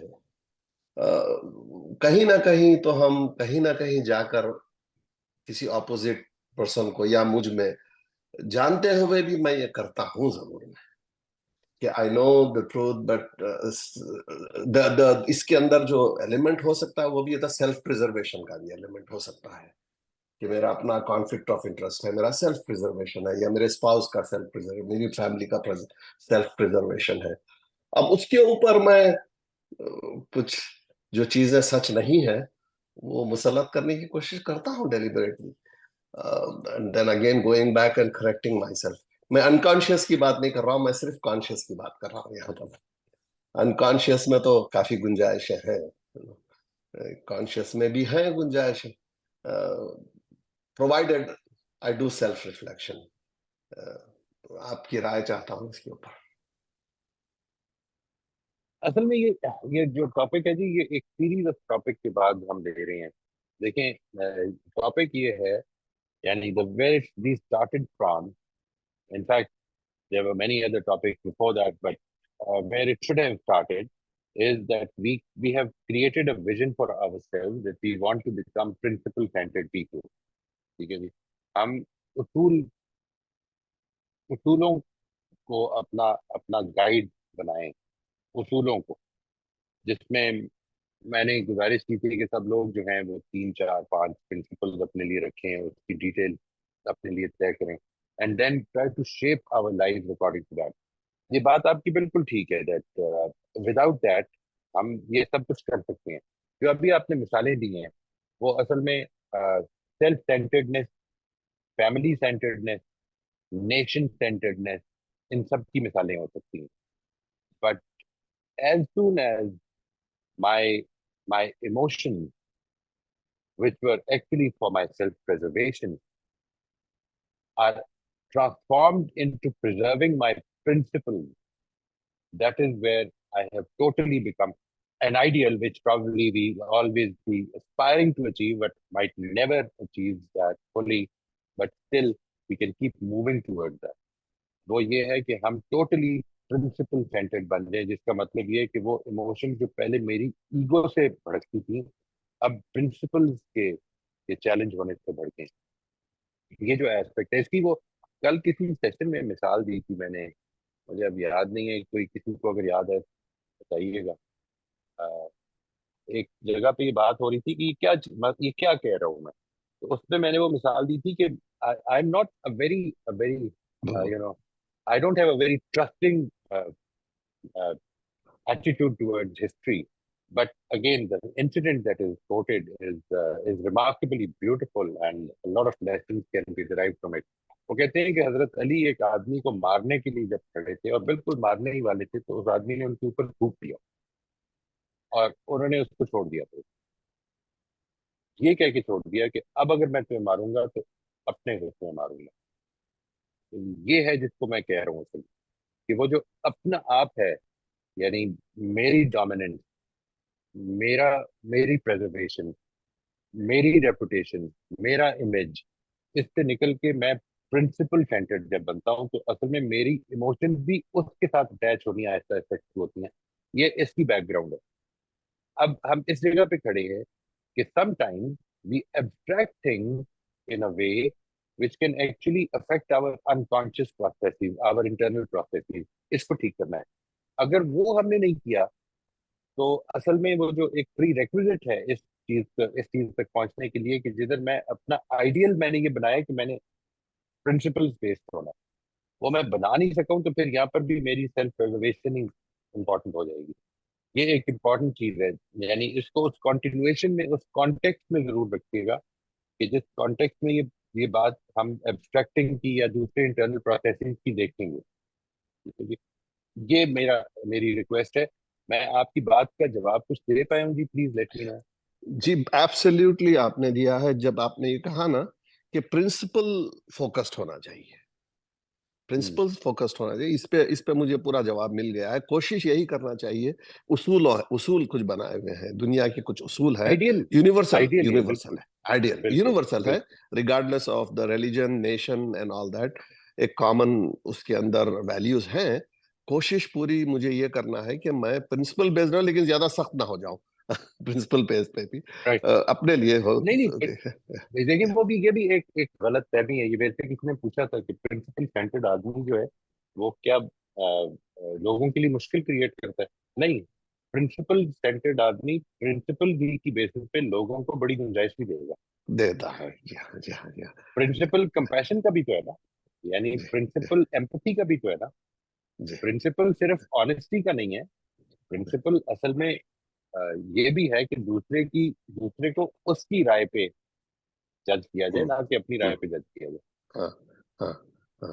लेकिन इतना जरूर मैं कहकर मैं खत्म कर देता हूँ कि जैसे बिजनेस हो, डीलिंग्स हो वगैरह, फैमिली, इसमें हमको वो परफेक्ट रिजल्ट नहीं मिलता है जहां हम पहले से सोच कर रखते हैं कि भाई ये इम्परफेक्शन होते हैं। मिसाल के तौर पे मैं जान गया हूं कि अब यहाँ पर गलत हो रहा है, हो रहा है, हो रहा है, लेकिन मैं उसको फौरन से करेक्ट नहीं कर सकता हूँ। थोड़ा सा नुकसान उसमें होता है, टाइम देना पड़ता है, सब्र करना पड़ता है। मैं अपने एक हम्म। रिसेंट एक्सपीरियंस को बेस रख के बात कर रहा हूँ इस वक्त। तो मुझे उसमें एक 2-3 महीने का डिले मेरे एक प्रोजेक्ट में हुआ है, जिसका मुझे मॉनिटरीली भी नुकसान हुआ, लेकिन at the end of the day result बहुत अच्छा आया। Good. रिजल्ट बहुत और अच्छा है, ये लेकिन हाँ, जी जी, मुझे आई वुड लॉस जस्ट, जरूर हुआ है थोड़ा सॉरी, सा। हाँ, मुझे आई एम लॉस सॉरी जरूर जी। हुआ है, एक 2-3 माह का लॉस हुआ है मुझे, लेकिन at the end of the day, according to my perception, though it is delayed, loss हो सकता है, लेकिन वो भी रिकवर हो सकता है। लेकिन मैं रिजल्ट से खुश हूँ बहुत। वो आप किस चीज से खुश है? यानी अ, वो जो खुशी है, वो रिजल्ट क्या, इंसान की डेवलपमेंट का है एस्पेक्ट? इंसान की डेवलपमेंट का भी है, और मॉनिटरी रिकवरी का भी है, टाइम रिकवरी का भी है, बिजनेस वो तो में भी देखिए, है। समटाइम्स मैं लोगों से कहता हूँ कि मिसाल के तौर पर, if you are the head of a department and a person is finding it difficult to delegate, generally इस डेलीगेशन को ना कर पाने की वजह ये होती है कि मैं ये समझता हूँ लोग गलती कर देंगे, और गलती कर हम्म, देंगे तो नुकसान हो जाएगा। असल में there is a very thin line. एक तो है कि नुकसान हो जाएगा, और एक एस्पेक्ट ये है कि मैंने क्या सारी जिंदगी इन लोगों को अपने ऊपर डिपेंडेंट रखना है अगले दो तीन हम्म, महीने जिसमें मैं थोड़ा सा नुकसान उठा के तो हम्म, अपने आप को इस जगह पे खड़ा करूं कि मैंने ह्यूमन रिसोर्स को डेवलप करना है। हम्म। ह्यूमन रिसोर्स की डेवलपमेंट एक दिन में नहीं होती। नहीं होती, गुंजाइश होना इफ यू चाहिए। Have developed people if you have developed people you have actually made a long term investment in your business. Hmm, तो वो हम्म। उसका नुकसान नहीं, फिर आप समझे उसको, आप असल में वो लॉन्ग टर्म बिजनेस इन्वेस्टमेंट की cost. Thank you. Yes, cost of doing business है वो। Right, right. Yes, I got it. मेरे हिसाब से था, एक परसेप्शन, एक आइडिया था, लेकिन I was wrong there, but it's a cost of doing business though. या Right, right. या You're या investing in या human resources actually, and human या resources are going to pay back. I या mean, people, yes. when you delegate people, when you trust people, and they, because you see, today I start trusting my people. This is not going to start showing in a few seconds. मैं trust कर रहा हूँ, वो समझेंगे कि manipulate कर रहा हूँ मैं। ये एक बैकग्राउंड है ना, एक पूरे का या पूरा उनके साथ एक हिस्ट्री है। आज मैं अंदर से बदल गया हूँ, प्रिंसिपल सेंटर्ड हो गया हूँ। ये मैं आके कह दूं तो इससे आप सब लोग मान लेंगे कि प्रिंसिपल सेंटर्ड हो गया। तो ऐसा नहीं हो सकता, जी because you're going to perceive me in my in our past interaction। जी उसकी जी रोशनी में आप देख रहे होंगे। जब जी आप ये देखेंगे और फिर मैं अपनी जिंदगी की उतार चढ़ाव में आपको ये साबित करने लगूंगा कि हाँ, अब मैं वाकई प्रिंसिपल सेंटर्ड हो गया हूँ, तो असल में ट्रस्ट इधर से शुरू होना शुरू होगा, हम्म, मेरे कहने से हम्म, नहीं शुरू होगा। हम्म, हम्म, ये प्रॉब्लम या होती है। यानी या मेरे मेरे से कई लोगों ने आके ये कहा है कि मैं बड़े अरसे से कोशिश कर रहा हूँ, नरमी से बात कर रहा हूँ, लेकिन बेटा जो है वो सुनता नहीं है, या हम्म, हस्बैंड या वाइफ नहीं, उस पर असर हम्म, नहीं पड़ता। इसलिए हम्म, कि एक पूरा हिस्ट्री है, हम्म, वो अचानक नहीं चेंज होगा। हम्म, आप अंदर से बदले हैं ना। ये इंटरनल प्रोसेसेस की एक अलामत ये भी होती है कि आप पर्सनालिटी डेवलपमेंट में फॉरेन चीज बताते हैं, हम्म, दिखाते हैं, वो दिखती है। जो इंटरनल प्रोसेस है वो अगर चेंज भी हो गए तो वो दिखेगा नहीं होगी। यानी आपको एक चीज पे गुस्सा नहीं चढ़ रहा, लोग ये समझेंगे कि आप सप्रेस कर रहे हैं, क्योंकि इस चीज पे तो आप बड़ा गुस्सा देता है। किसी ने आपका मजाक उड़ा दिया, आज आपको गुस्सा नहीं चढ़ रहा, तो तीन चार दफा और कोशिश करेगा। अल्टीमेटली हो सकता है वो इंटरनल प्रोसेस आपसे बेकाबू हो जाए, निकल पड़े गुस्सा। But the thing is that this is going to take time, and internal change is not as simple. Hmm. जी, मैं इंशाल्लाह कभी आपको फ्यूचर में किसी सेशन में किसी और टॉपिक पे इसका एक्सपीरियंस याद रहा शेयर करूंगा जरूर। But it has really help me a lot actually. इसका बेसिकली सबर का मामला है, थोड़ा सा अपने आप को पीछे करके एब्स्ट्रैक्शंस को यूज करें, और ओवरऑल आई हैव अल्हम्दुलिल्लाह इन दिस इंस्टेंस आप आप आई हैव जरूर शेयर बेनिफिटेड। कीजिएगा जी अपने मैं करता हूँ, एक्सपीरियंसेस इंशाल्लाह नेक्स्ट नहीं टाइम। करता हूँ, करता हूँ, एटलीस्ट वन करता हूँ। एक्सपीरियंस जो कि हमें that will help others, जी reflect on our own lives in a way जी that you जी might have, जी जी। benefited from it. ये रियल स्टोरीज है, यही रिलेट करती हैं हमको, लेकिन इस वक्त नहीं करूंगा क्योंकि ऑलरेडी मैंने काफी वक्त ले जी लिया है जी। दूसरों का। जी नहीं नहीं, अब आप अगली दफा जरूर करें, वो तो हम सेशन जी रखना ही इसकी चाह रहे हैं जी। जी हाँ जी हाँ जी हाँ तो जी हम हाँ जी अप्लाई करें। जी हाँ जी हाँ जी हाँ जी। अस्सलाम वालेकुम, thank you very much. Right. Most welcome. जी सलमा साहिबा, प्लीज आप अपने सवाल पूछ लीजिए। सर, लास्ट सेशन में आपने जो पॉइंट्स हमें बताए थे उसमें एक पॉइंट था इम्प्रूविंग डिसीजन मेकिंग। इसको आप थोड़ा सा एलेबरेट कर दें क्योंकि ये मुझे समझ नहीं आया। मैंने आपको जी, मैंने सुना। गुजारिश ये की थी कि अगर हम अपनी इस एब्स्ट्रैक्टिंग को, अगर अपने अपनी एब्स्ट्रैक्टिंग को ब्रॉडन करें, उसके कुछ एडवांटेजेस हैं। वो जो एडवांटेज है उनमें से एक एडवांटेज ये था कि हमारी डिसीजन मेकिंग इम्प्रूव करती है। How does that improve? मैं जिस वक्त किसी चीज के बारे में इम्पल्सिवली फैसला करता हूँ, तो असल में इम्पल्सिवली फैसला करता हूँ का मतलब ये है कि मैंने फौरन फैसला किया कि ये मुझे ये पसंद है। तो मैं जब उसको देखता हूँ कि मैंने असल में इस क्राइटेरियम पर इस चीज को पसंद किया है, मैं किसी के साथ शेयर करता हूँ कि मैंने गाड़ी खरीदनी है, मैंने इस बेसिस पर इसको पसंद किया है, और दूसरा आदमी कहता है कि नहीं नहीं, अभी अभी रुक जाए, इसकी पेट्रोल की कंजम्पशन बहुत ज्यादा है। आपको ये ख्याल आता है कि अच्छा मैंने ये क्राइटेरियन सोचा नहीं था। ये देखें क्या हो रहा है। अच्छा आप किसी और से बात करते हैं, वो आपको बताते हैं नहीं इस पहलू से भी सोचें। आपको ख्याल आता है कि अच्छा मैंने इस पहलू से भी नहीं सोचा था। ये जो पहलू बढ़ते जा रहे हैं, अब हर एक की अपनी अपनी एब्स्ट्रैक्टिंग है ना, वो जो पहलू बढ़ते जा रही है वो आपकी फैसला करने की सलाहियत को या फैसले को बेहतर बनाएंगे। अब समझ में आ गई जी बात? जी जी सर, हाँ ये काफी हद तक ठीक है। इस पॉइंट ऑफ व्यू से तो यानी बहुत व्हेन अच्छे यू, से समझ आ रहा हूँ, क्योंकि ये तो राइट होता ही है राइट, कि जब भी हम कभी कोई ऐसा आप, फैसला लेते हैं तो दूसरों के मशवरे जो है वो अगर राइट, हम लेना चाहें तो वो हमारे लिए जाहिर है कुछ गाइडेंस देते हैं हमें। लेकिन अगर इसको थोड़ा ये सा जो ज्यादा, एक इसको फैसला भी आता है। एन्यूमरेट करने लग पड़े, इसको थोड़ा सा एनलिस्ट करने लग पड़े कि मैंने जब फैसला किया था शुरू का, उसमें जी ये क्राइटेरियन था मेरा, इस वजह से मैं इस तरफ माइल था ज्यादा ये करने की तरफ। जब मेरी मिसाल के तौर पर अपने भाई से बात हुई, तो उन्होंने मुझे कहा कि नहीं इस पहलू को भी सोचना। फिर मेरी अपनी भाभी से बात हुई तो उन्होंने कहा कि इस पहलू को भी सोच लेना। जब मैंने जी इन जी चीजों पे सोचा तो मेरा फैसला बिल्कुल चेंज हो गया। मैंने फिर अपने भतीजे से बात की तो और भी पहलू मिले मुझे। ये जो पहलुओं का मिलना है, ये असल में उन सब की एब्स्ट्रैक्टिंग है जो आपके साथ शेयर करके आपके फैसले को बेहतर बना देती है। ठीक है सर। और अगर फर्ज कीजिए कि दो ग्रोह जो है वो किसी किसी बात पर इख्तलाफ कर रहे हैं, ठीक है, तो फिर उनमें से वहां पर अ, उनको मतलब उनको सुलझाने के लिए हम हमारा रोल क्या होगा उस वक्त के। आपने इस बात को थोड़ा सा और एक्सप्लेन कीजिए कि अगर दो ग्रोह जो मुख्तलिफ नजरिए रखते हैं उसमें हम क्या रोल प्ले करें। यानी आप कहते हैं कि ना पहले वाले के शुरू से देखें कि उसमें उसने क्या वो किस बात से शुरू हुआ है। मुझे मुझे कुछ किसी समझ चीज नहीं के आ रहा बारे है में सर मैं। झगड़ा होगा किसी चीज के बारे में झगड़ा होगा ना जी, किसी जी इशू जी के बारे में झगड़ा होगा। वो उस जी जी इशू को किस जगह से देख रहा है, हाँ ठीक है जी, ये उसकी एब्स्ट्रैक्टिंग है। दूसरा ठीक जो है जो उससे इख्तलाफ कर रहा है और झगड़ रहा है, वो उस इशू को कैसे देख रहा है, ये उसकी एब्स्ट्रैक्टिंग है।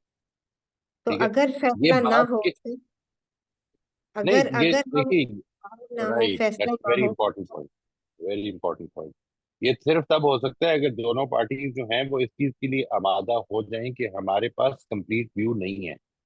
अगर नहीं होंगे आमादा तो जो हो जाएगा उसको फायदा हो जाएगा। फायदा क्या होगा? फायदा ये नहीं होगा कि उसके हक में फैसला हो जाएगा, फायदा ये होगा कि वो पर्सनली डेवलप कर लेगा। यानी सबसे पहले तो एक चीज मैंने, इसको मैं काफी स्ट्रेस करता हूँ, कल इस पे ही बड़ी बात हुई थी।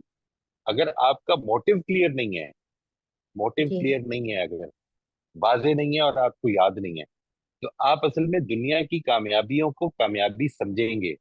ये देखें ये मैंने किया कितना फायदा हो गया। मोटिव को बहुत क्लियर रखें। मोटिव ये है, इस प्रिंसिपल सेंटर्डनेस में मोटिव अगर कोई हो सकता है तो वो यही हो सकता है कि मुझे अपने परवरदिगार को राजी करना है। अगर ये नहीं रहा याद, तो फिर दुनिया गालिब आ जाएगी। दुनिया में झगड़े जो है उनमें जीतना और हारना मसला बन जाएगा। लेकिन अगर मोटिव वाजे है, तो फिर every step of the way जो आपके अंदर पर्सनल इंप्रूवमेंट हो रही है वो आपके लिए अजीज हो जाएगी।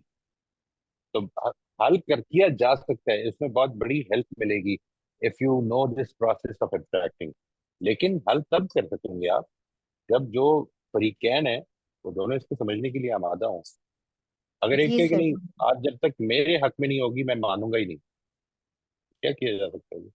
इसका हाँ तो कोई फिर हल ये नहीं है फिर। इसका कोई और हल दोनों नहीं ही है। इस जगह पे खड़े हो जाएं तो फिर तो कुछ भी नहीं हो सकता। बस यही पूछना था सर, थैंक यू। जी राफिया जी, आप प्लीज पूछ लीजिए अपना सवाल।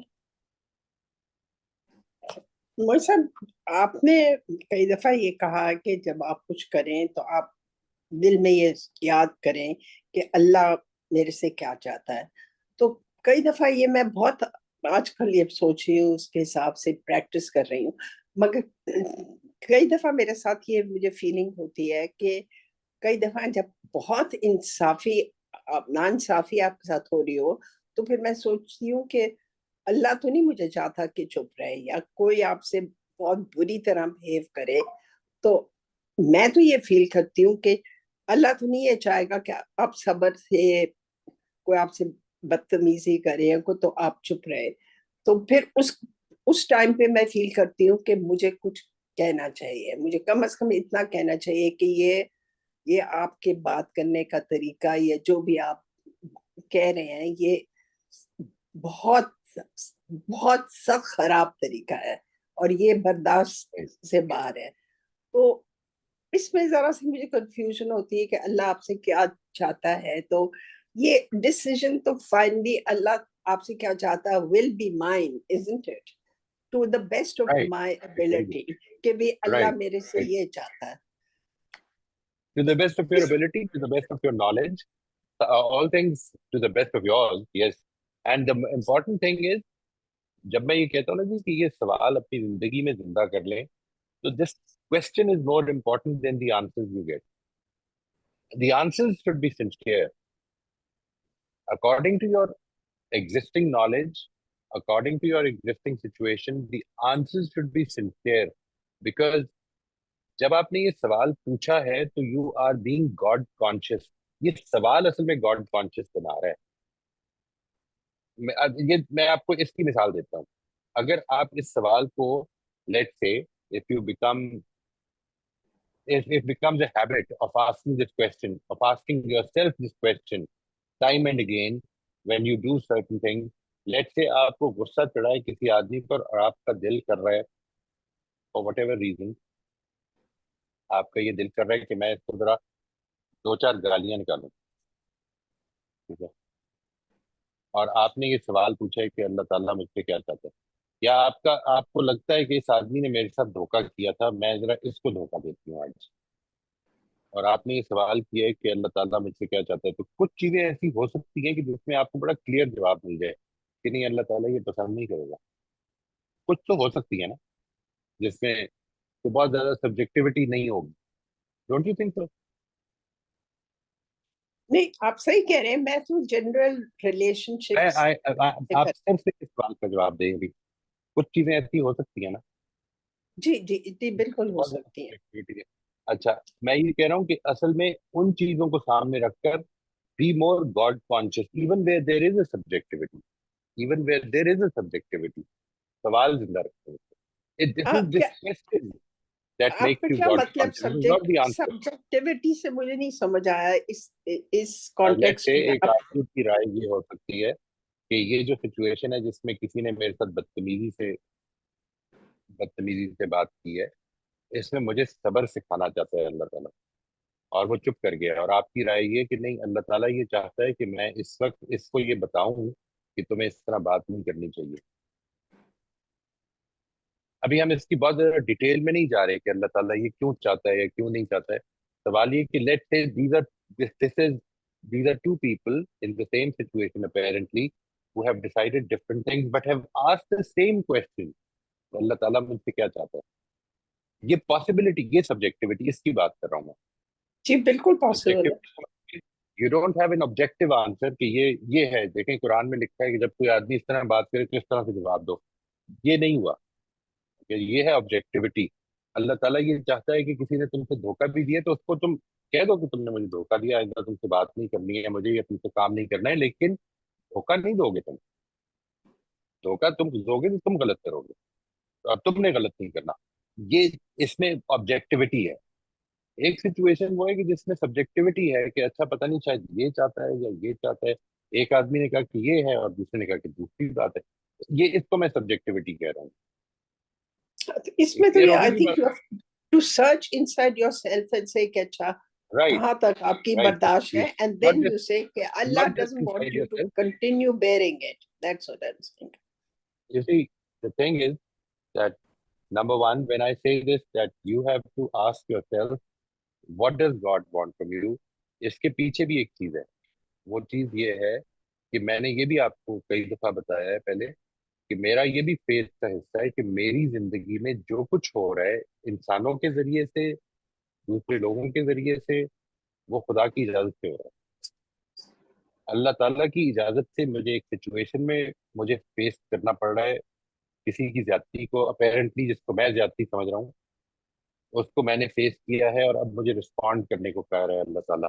और वो जो रिस्पॉन्स है वो मैंने खुदा को करना है।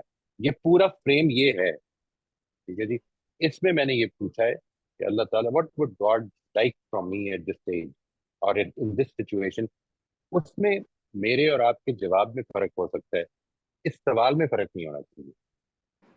ठीक मेरा है। कहना सिर्फ इतना है, या बिल्कुल, टू मेरे लिए पीपल माइट सवाल सी इट। कितना इम्पोर्टेंट है, right. they might see it differently. We can even discuss it later on. Okay, why did you see it this way? Why did I see it this way? I can tell you my reasons. You can tell me your reasons. Fine, we can even agree to disagree. No problem. This question is what makes a God conscious and a not so God conscious person distinct from each other. This नहीं, question, not and the answers. It is not the answers. It is the question. सही है। And some people have the strength of more sabr, some people can't take it more than a certain extent. तो ये तो individual के है, तो सवाल वही होता कि अल्लाह क्या चाहता है। देखिए ठीक है, मैं यू हैव टू डू आपसे your best. I'll tell you what. ये जो है ना, don't ever take this as an excuse, because if somebody has more sabr, he has given more time to develop that sabr.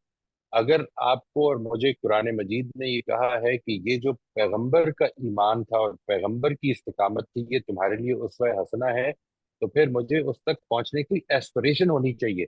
ये excuse नहीं होना चाहिए कभी भी जिंदगी में। वो तो पैगंबर है, क्योंकि कुरान ने उनको खुद मॉडल बनाया है। कुरान ने जो हजरत इब्राहीम को मॉडल बनाया है सूरह मुमतहिना, तो दूसरे ये नहीं कह सकते वो तो इब्राहीम थे। नहीं, मॉडल खुद कुरान ने बनाया है। इसलिए अगर if somebody has more sabr, तो don't say this that he has more sabr. He has developed it and I have not. Now move ahead.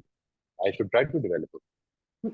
I ये think है sabr is the wrong word, maybe strength of bearing injustice, I should say. that is sabr. That is also sabr. Like, yeah. मुझे उस पर किस किस जगह पे खड़े होना है। मैं ये हरगिज नहीं कह रहा कि आप इनजस्टिस बेयर करते चले जाएं। नहीं, आप समझते हैं कि एक चीज में आपको आपकी आपकी अपनी अखलाकी जिंदगी जो है मुतासर हो रही है, आप ताल्लुकात कम कर लें, नो प्रॉब्लम। नहीं, कम से कम लेकिन पॉइंट आउट करें तो ना, कर सकते हैं, पॉइंट आउट तो कर सकते हैं कि जी दिस इज, ये कर सकते ज्यादती हैं है। उसके नतीजे, even at the cost of the other person banking of from the relationship, point out जरूर कर दें अगर आप समझते हैं कि फायदा पहुंचाएगा। राइट। वरना अगर फायदा ही नहीं पहुंचाएगा तो पॉइंट आउट किए बगैर बैक आउट कर लें, क्या फर्क पड़ता है। जी जी जी। नहीं, बस ये है कि मैं इतना ये कोशिश करूँ, ये प्रैक्टिस करूँ कि हर बात पे ही सोचूं कि अल्लाह क्या चाहेगा। So this is a very ये है good thing which is important बात। डेवलपिंग इन मी। अल्लाह का शुक्र है जी, अल्लाह का शुक्र है। बहुत बहुत शुक्रिया इसके लिए। बहुत, I have to thank you for this. अल्लाह ताला जी, ये तो असल में आपको तौफीक मिली है अल्लाह ताला की तरफ से। To be very honest, many times I miss out on this question and I pray that I will keep remembering it. I have to be more mindful sometimes, and it's very very very fortunate अगर आपको ये चीज जो है ये दिल को लगी और आपने इसको अडॉप्ट किया। अल्लाह ताला हम सबको इसकी तौफीक दे इंशाल्लाह। देखिए thank you Moiz, very much. certain things you pick up from people when they are talking, and this is such an important thing I've learned from you. So I need to express my thanks to you. Thank you, thank you. बहुत बहुत शुक्रिया। Thank you. Sir मेरा ना एक सवाल है इस पर, अभी जो राफिया साहिबा ने बात की, आ, सवाल नहीं, एक पहलू है जो मैं आप लोगों में सामने लाना चाहती हूँ कि मैं भी, कि इधर ये जो इन्होंने शेयर किया है कि हम उस वक्त, यानी कि कोई मेरे साथ जुल्म कर रहा है उस वक्त मैं ये सोच रही हूँ, अगर मैं अल्लाह ताला का सोचूं कि अल्लाह ताला को तो ये नहीं पसंद आएगा उसका अमल जो मेरे सामने है, उसका अमल अल्लाह ताला को नहीं पसंद आएगा, तो फिर मुझे उसको जवाब देना है क्योंकि वो गलत कर रहा है। और मैं इस तरह से अगर बात करूं कि मैं अल्लाह का वफद बनकर उसको बता रही हूँ कि तुम गलत कर रही हो। जी जी जी जी। ये मेरा मामला है, यानी कि अल्लाह ताला के साथ हम राइट इसको इस तरह से देख रहे होते हैं कि ये जो मेरे सामने खड़ा है ये गलत कर रहा है, और ये चीज इसकी अल्लाह को नहीं पसंद आ रही है, और मैंने अल्लाह की राइट। तरफ से उसको बताना है कि ये तुम गलत कर रहे हो। ये इसकी सिचुएशन कुछ और हमें लगनी चाहिए जिंदगी में। I I agree with you, I agree with you. जिधर मैं खुद टारगेट हूँ, अगर लेट से मेरा और आपका इंटरेक्शन हो रहा है और मैं आपको ये बताना चाहता हूँ कि कोमल आपकी ये बात अल्लाह को पसंद नहीं आई, ये मौका नहीं है बताने का। हम्म। यानी यहाँ पर तो असल में मैं, मेरा मसला है, मैं एक पार्टी हूँ, मुझे जज नहीं होना चाहिए इसका। ठीक है जी। मुझे असल में जो चीज देखनी चाहिए, मैं इसमें लोगों को ये गुजारिश करता हूँ कि जब भी कभी इंटरेक्शन में कोई गड़बड़ हो जाए दूसरे की तरफ से, तो ये जरूर देखिए, most of the time we miss out on this, कि मेरी तरफ से क्या हुआ था। हम्म। कोशिश करें कि think of it more deeply, कि मेरा कोई इंप्रेशन, कोई एक्सप्रेशन, कोई ऐसी बात, कोई ऐसा, कोई ऐसी इंटोनेशन जिसके नतीजे में दूसरा ट्रिगर हो गया हो, कोई ऐसी बात हो सकती है। क्योंकि अनफॉर्चुनेटली मैं दूसरे को बड़ा नोटिस कर रहा होता हूँ, अपने आप को नहीं कर रहा होता। Right sir. मैंने सिर्फ अच्छा ही कहा था। अच्छा, अच्छा कहने के अंदर क्या इंटोनेशन थी, मैंने वो अच्छा जो है वो असल में मुंह पे थप्पड़ मार दिया, और फिर मैं कह रहा हूँ कि मैंने सिर्फ अच्छा ही कहा था। Try to see what the role I am playing in this interaction. इसको देखना बड़ा मुश्किल है, और ये कॉन्शियसनेस के बगैर नहीं होता। आपकी फीलिंग क्या थी उस वक्त, क्योंकि वो जो फीलिंग जो भी थी ना, वो असल में जाहिर हो गई होगी। ये है जो हम आमतौर सप्रेस करने के बावजूद जाहिर हो गई होगी। एक्सक्यूज मी मोहित साहब, वैसे कोमल का पॉइंट बड़ा वैलिड है। अगर देख रही कि जुल्म कर रहा है, तो ये तो आपका फर्ज है कि आप उसको पॉइंट आउट करें कि अल्लाह इससे बहुत नाखुश होगा, इस बिहेवियर से या इस एटीट्यूड से या इन बातों से। So I can see what she is trying to express. आप जो कह रहे हैं, that's you are trying to put it on the other person कि जी आपने क्या किया कि उसका ये रिएक्शन था। I'm not putting on the other person. No no I'm no, I putting am just saying कि आप कह रहे हैं कि me. आप अपना रोल भी उसमें देखें, बट जहां कोमल जो कह रही है कि किसी में भी हो, मैं अपना पर्सनल बात नहीं कर रही, जहां भी जुल्म हो रहा हो, तो आई थिंक आपकी ड्यूटी है पॉइंट आउट करने की ये जुल्म है, ये तो नहीं अल्लाह ये नहीं, नहीं चाहता। मैंने ये इस तरह से मन की बात नहीं बात की। डिफरेंट है। जी Sorry, जैन can साहब I आप। add something? Can I ji ji. add something here, right in this? Relevant. ये जो अल्लाह की बात पहुंचाने वाली होती है ना, ये फिर बहुत स्लिपरी स्लोप है फिर ये बहुत ही और बहुत रिलेटिव टर्म में है ये। देखिए, उस वक्त मैं जो समझ रहा हूं कि ये अल्लाह ऐसा सोच रहे हैं, अल्लाह ऐसे कह रहे हैं, ये सही है, मैं सोच रहा हूं ऐसे, लेकिन सामने वाला, जैसे मैं इसकी एक क्लासिक मिसाल मेरे साथ, मैं बहुत I came across a lot in my life. एक मामला हुआ है मालियात का, लोन है या हैंड लोन है, जो भी चीज है, किसी ने किसी पे ज्यादती कर दी है। अब एक बेचारा डिफेंसिव एंड पर है, एक किसी ने ज्यादा, अब वो जो ये जो आदमी है, ये पूरी कोशिश कर रहा है कि भाई मेरा माल वापस आ जाए मुझे, मेरे पैसे वापस आ जाए मुझे, लेकिन इसके साथ फिर एक बात कहता है वो, आखिरत में देख लूंगा मैं तुमको। अब ये बात कैसे पता? और आखिरत में तुमको अल्लाह नहीं छोड़ेंगे, इसका 10 गुना ज्यादा तुमको करेंगे तुम्हारे साथ, ये कैसे पता? अच्छा, अब आखिरत में एक मजमुई सूरत हाल है, मैं जिसको कह रहा हूं कोई मेरे ताल्लुक से भी कह रहा होगा। तो मेरा मारूजा इसमें सिर्फ इतना ही है कि जो मामला जिस हद तक है ना, cause and effect procedural, procedures को अप्लाई रखते हुए उसी हद के अंदर रखिए। Do not bring the equation of God here. बाज़ वक्त क्या होता है, स्लिपरी स्लोप, मैंने इसीलिए कहा है, प्लीज, एंड मैं साहब प्लीज करेक्ट कीजिए मुझे, इसलिए कहा है कि ये ऐसी छड़ी है कि इसका कोई एंड ही नहीं है फिर। पर अब मैंने मजमूई इसलिए तौर पे गुजारिश भी, की थी कि ये, जब भी इस तरह की सिचुएशन हो, आपको असल में अपने लिए ये सोचना है कि इस वक्त अल्लाह ताला मुझसे क्या चाहता है। ये दूसरे के लिए नहीं सोचना है कि हाँ, अल्लाह ताला इससे क्या चाहता है। वो जो कुछ दूसरे से मुझ तक पहुंच रहे हैं, वो अल्लाह की इजाजत से पहुंच रहे हैं, इसको याद रखिएगा।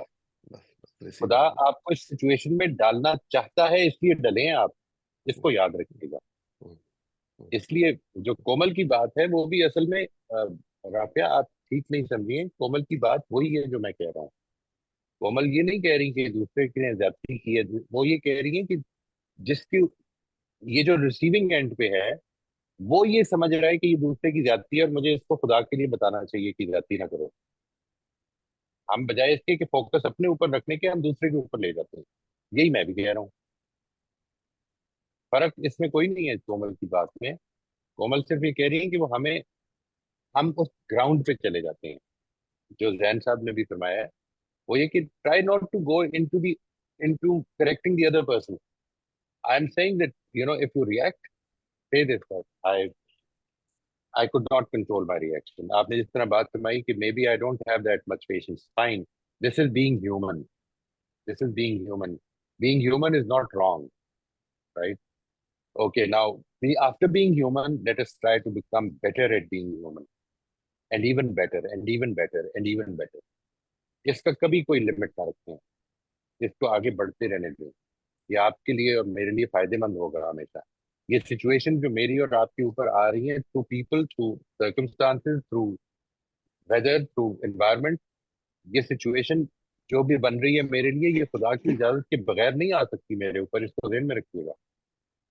This is one of my basic elements of understanding the what I call the faith in God. Nothing can happen unless God allows it to happen. I am I am told to take my precautions, but not to rely on them, because जो आजमाइश अल्लाह की तरफ से आनी है वो आके ही रहनी है। फिर इसमें इंसान को चुप रहना चाहिए, जो होता रहे होता रहे। नहीं नहीं, मैं तो ये नहीं कह रहा। आपने बिल्कुल ठीक पहले बात की है कि आपने ये सवाल कर लिया कि अल्लाह ताला मुझसे ये क्या चाहेगा। अल्लाह ताला मुझसे चाहेगा कि इस मौके पर मुझे अपनी बात करके ये बता देना चाहिए कि देखिए ये मेरे लिए it is becoming very difficult to bear. आप प्लीज इस तरह से बात ना किया करें। Go ahead with that, no problem. If that is your opinion, if that is the answer you are getting to the question, what would God want from me at this time, no problem, जी but सही। Don't think about it. आपने ये नहीं सोचना है, जो जैन साहब फरमा रहे हैं वो ये कह रहे हैं कि डोंट थिंक कि ये जो इसने किया है तो अल्लाह ताला इससे क्या चाहेगा। ये मत सोचिए, ये सोचिए कि मुझसे क्या चाहेगा। नहीं, वो तो ये मैं दूसरे के लिए तो सोच ही नहीं रही, मैं तो अपने लिए कह रही हूँ कि अल्लाह मेरे से क्या राइट, चाहेगा। मुझे तो ये पता ही नहीं कि अल्लाह उससे, उसके उसके दिमाग में बाद वो क्या है, उससे क्या दिक्कत चाहेगा। रहेगी, नो प्रॉब्लम। इट्स इसकी फिक्र मत करें, इसमें बेहतरी पैदा होगी। You see, this is the first step in becoming God conscious in our day-to-day, everyday event life. This is what I want us to become. It is not just being God conscious when we stand up for prayer with our hands folded on our chest. It is being God conscious when I sit here and I talk to you. It is being God conscious when I walk out of this room and I see a person doing something good or bad. It is being God conscious every moment of my life. That is the ideal that we need to achieve. I am not saying it all. Please don't ever think that I'm saying that this is what I have achieved. No, I have not. This is the ideal that I place in front of you as well as by myself. वही सब। मैं तो अपने अमल के लिए I am responsible and answerable, so that in that respect I keep saying कि भाई अल्लाह मुझे क्या चाहता है, मैं क्या करूं। आई एम नॉट थिंकिंग बस ऑफ व्हाट द अदर यही पर्सन। है, दैट्स इतना ही कहा है जैन मैंने, साहब, इतना ही कहा। जैन साहब का एक फर्क बात मैं से कहते अगेन, मैं जो चीज आपसे अर्ज करना चाह रहा हूँ वो सिर्फ इतना है कि ये सवाल इम्पोर्टेंट है। इस सवाल को जितना ज्यादा अपनी जिंदगी में पूछना शुरू कर देंगे, इंशाल्लाह। अच्छा, एक चीज दूसरा ये कि अपनी एग्जिस्टिंग नॉलेज को अल्लाह ताला के कवानीन के बारे में, अल्लाह ताला की किताब के बारे में, अल्लाह ताला की पसंद नापसंद के बारे में, अपनी एग्जिस्टिंग नॉलेज जो कुछ आज है आप उसके मुताबिक फैसला, वो आपकी आज की एब्स्ट्रैक्टिंग है। जैसे जैसे आप जिंदगी में आगे बढ़ेंगे वो एब्स्ट्रैक्टिंग बढ़ेगी, दूसरों से बात करेंगे, दूसरों से समझेंगे, आगे बढ़ेगी। वो आपका ये जो सवाल है, इसी सवाल का कुछ कल हो सकता है कोई और जवाब आप दे रहे हो। Exactly the same thing can happen to me. The answer is not so important as much as the question. The question is what makes you God conscious, not the answer. जी सही कह रहे हैं। शुक्रिया। ठीक है। सर मेरा एक सवाल उस पर था, सेंसरी परसेप्शन पर, क्या था, एब्स्ट्रैक्शन पर, सॉरी।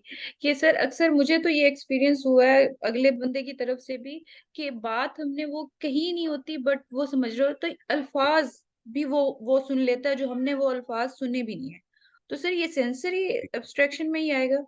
ये नहीं, ये असल में परसेप्चुअल होगी। ये देखें, अल्फाज हो सकता है उसने अल्फाज की जो है ना मीनिंग उसको अपने लिहाज से लिया। ये हम सबसे गलती हो जाती है, ये हम सबसे हो जाती है। हाँ, ये मैंने किसी की बात सुनी, देखा वो भी यही कह रहे हैं, हालांकि वो बिल्कुल कुछ और बात कर रहा था। ये हो जाता है, ये हो सकता है हमसे, दिस कैन हैपन। ये वही बात है कि मैं जिस चीज पे फोकस कर रहा हूँ असल में मैंने उसमें से वो ले ली है। वो किसी शेर में भी है ना कि वो जैन साहब को याद आ जाएगा शायद। मैं शेरों के मामले में वैसे ही काफी निकट्टू आदमी हूँ।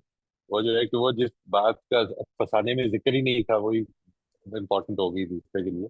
वो इस तरह का कोई है ना वो मामला, उसको और जिसको ऐसा हो फंसाना जाता है। है, हाँ, वो बात उनको बहुत क्या नागवार कभी भी। होती है। हाँ, ऐसा तो। बिल्कुल बिल्कुल। ये भी हो जाता है जी। तो दिस इज लाइफ। ये बिल्कुल ठीक है। सेंसरी परसेप्शन जो है उसमें सेंसरी सेंसेस की कमी वो होती है कि जिधर आप सुनने में गलती कर रहे हैं, यानी सुनने में नहीं, मतलब ये नहीं कि जो सुना है उसकी समझने में गलती हो रही है, बल्कि किसी ने कहा, फॉर इंस्टेंस, सर मैं कोई यही ऐसी बात बात कर रही हूँ। हुई कि सर मैं यही बात कर रही हूँ कि लफ्ज वो मैंने नहीं कहे बट वो लफ्ज सुन रहा है, यानी कि मीनिंग्स वाला नहीं, वो लफ्ज ही वो सुने। मैं हाँ, बोल रही ये हूँ ये मैंने, भी हो जाता है।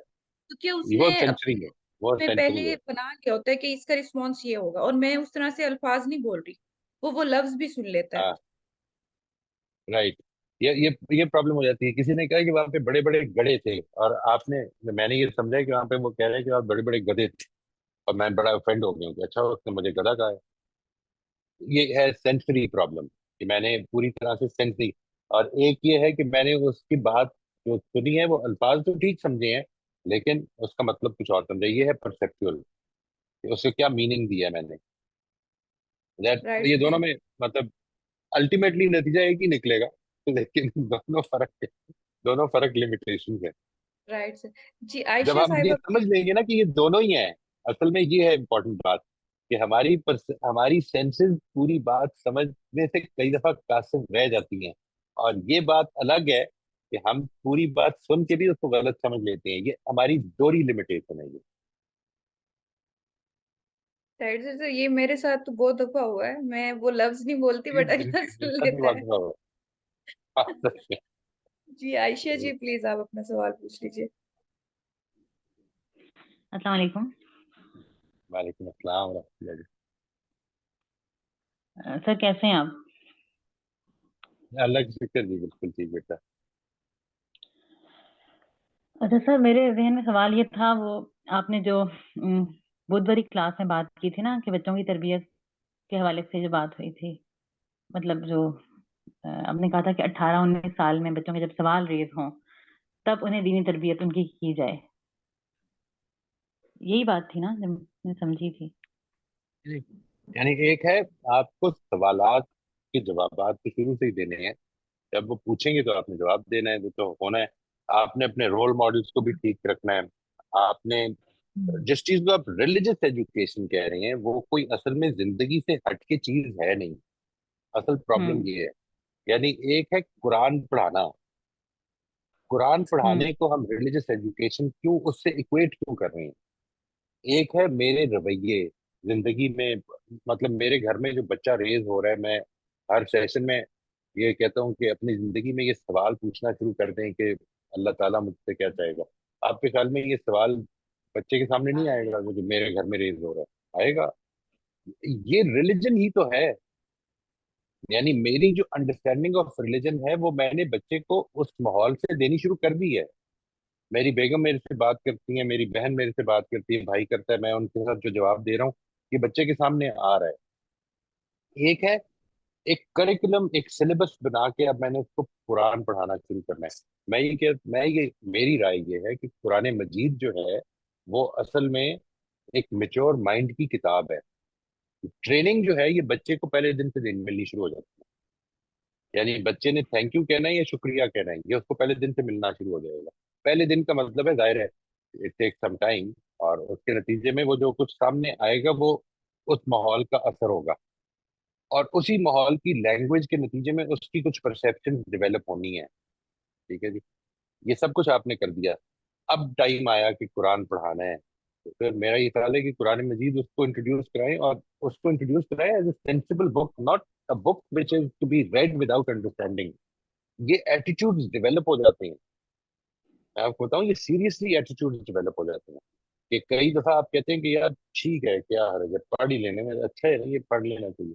नहीं, बड़ी तौहीन है इस किताब की कि आप इसको पढ़े समझे बगैर पढ़ें। इहानत है ये।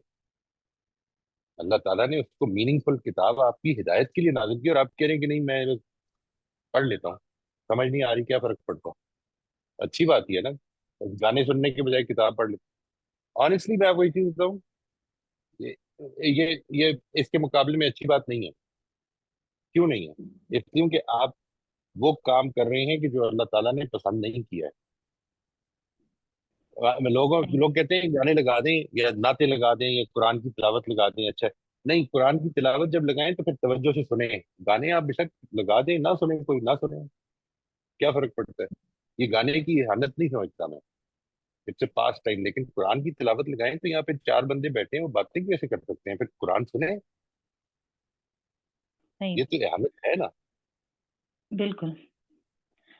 सर मेरे ज़हन में ये बात थी कि मतलब ठीक है, हम यानी बच्चों के जो सवालात हैं उनको बाद में ही एड्रेस करना चाहिए, जब 18 मतलब दीनी तरबियत जो है उनकी वो देर से ही होनी चाहिए। लेकिन मेरे दिल में ये बात थी कि जो ईमान है, जैसे हम बच्चे की कोई लड़ाई होती है, हम उसे कहते हैं कि अच्छा उसने ज्यादती कर दी, चलो अल्लाह ताला उससे बदला लेंगे, या अल्लाह ताला उससे पूछेंगे, इस तरह की हम कोई जुमला बोल देते हैं। या हम कोई काम करते हैं तो हम बच्चे को बताते हैं कि हम ये काम इसलिए करें कि अल्लाह ताला इसका हमें अजर दें। तो इस तरह ईमान तो हम उनमें डाल रहे होते हैं ना, एक ईमान डाल रहे होते हैं, और एक हम इबादत भी जब हम उन्हें सिखाते हैं वो भी हमने अर्ली एज में ही सिखानी होती हैं। मतलब जैसे नमाज फर्ज है तो क्या देखिए, करें। असल में मैं बताता हूँ आपको कुछ प्रॉब्लम है। यानी बच्चे को ये जो बात है ना कि दुनिया के बाद एक आखिरत आनी है, मरने के बाद हम मिट्टी हो जाएंगे और मन को खाए जाएंगे, ये बच्चे की अभी अभी फहम की बात नहीं है। अल्लाह ताला इसको अजर देंगे, इट रिलेट्स टू आखिरत। अच्छा, अल्लाह जी। ताला इसको सजा देंगे, इट रिलेट्स टू आखिरत। ठीक है। बच्चे को आप कहते हम्म। हैं कि अच्छा से बुरा काम किया, अल्लाह ताला इसको सजा देंगे। अब बच्चा एंटिसिपेट कर रहा है कि सजा मिली नहीं रही, कुछ भी नहीं हो रहा, अगले दिन भी नहीं हुआ, फिर नहीं हुआ, महीना गुजर के कुछ सजा ही नहीं मिली, अल्लाह मियां ने तो सजा ही नहीं दी। तो वो जो ट्रेनिंग है वो उसका गलत असर पड़ सकता है। मैं आपसे अर्ज करूं, मिसाल के तौर पर आपने कहा कि झूठ बोलोगे अल्लाह ताला पनिश करेंगे।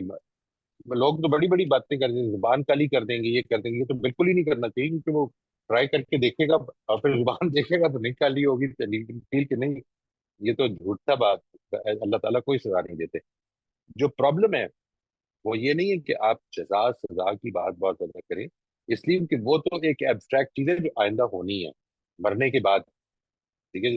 वो कहते हैं कि देखें, उसने इतनी ज्यादती की और वो मर भी गया और उसको सजा नहीं मिली, इसका मतलब है अल्लाह ताला ने कोई सजा नहीं दी। क्या कंस्ट्रक्शन बनी उसके ज़हन में, ये आप अभी कंट्रोल नहीं कर सकते।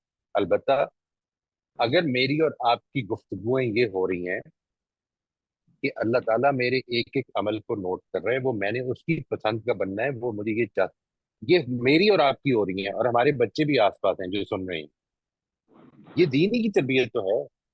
असल में मैं जो चीज नहीं समझ पा रहा हूँ वो ये है कि हम ये क्यों समझते हैं कि कुरान मजीद पढ़ाने से रिलीजन की तरफ, कुरान मजीद अल्लाह की किताब है, उसके ताल्लुक से बहुत कुछ फर्क पड़ेगा, मुझे यकीन है कि इंशाल्लाह पड़ेगा।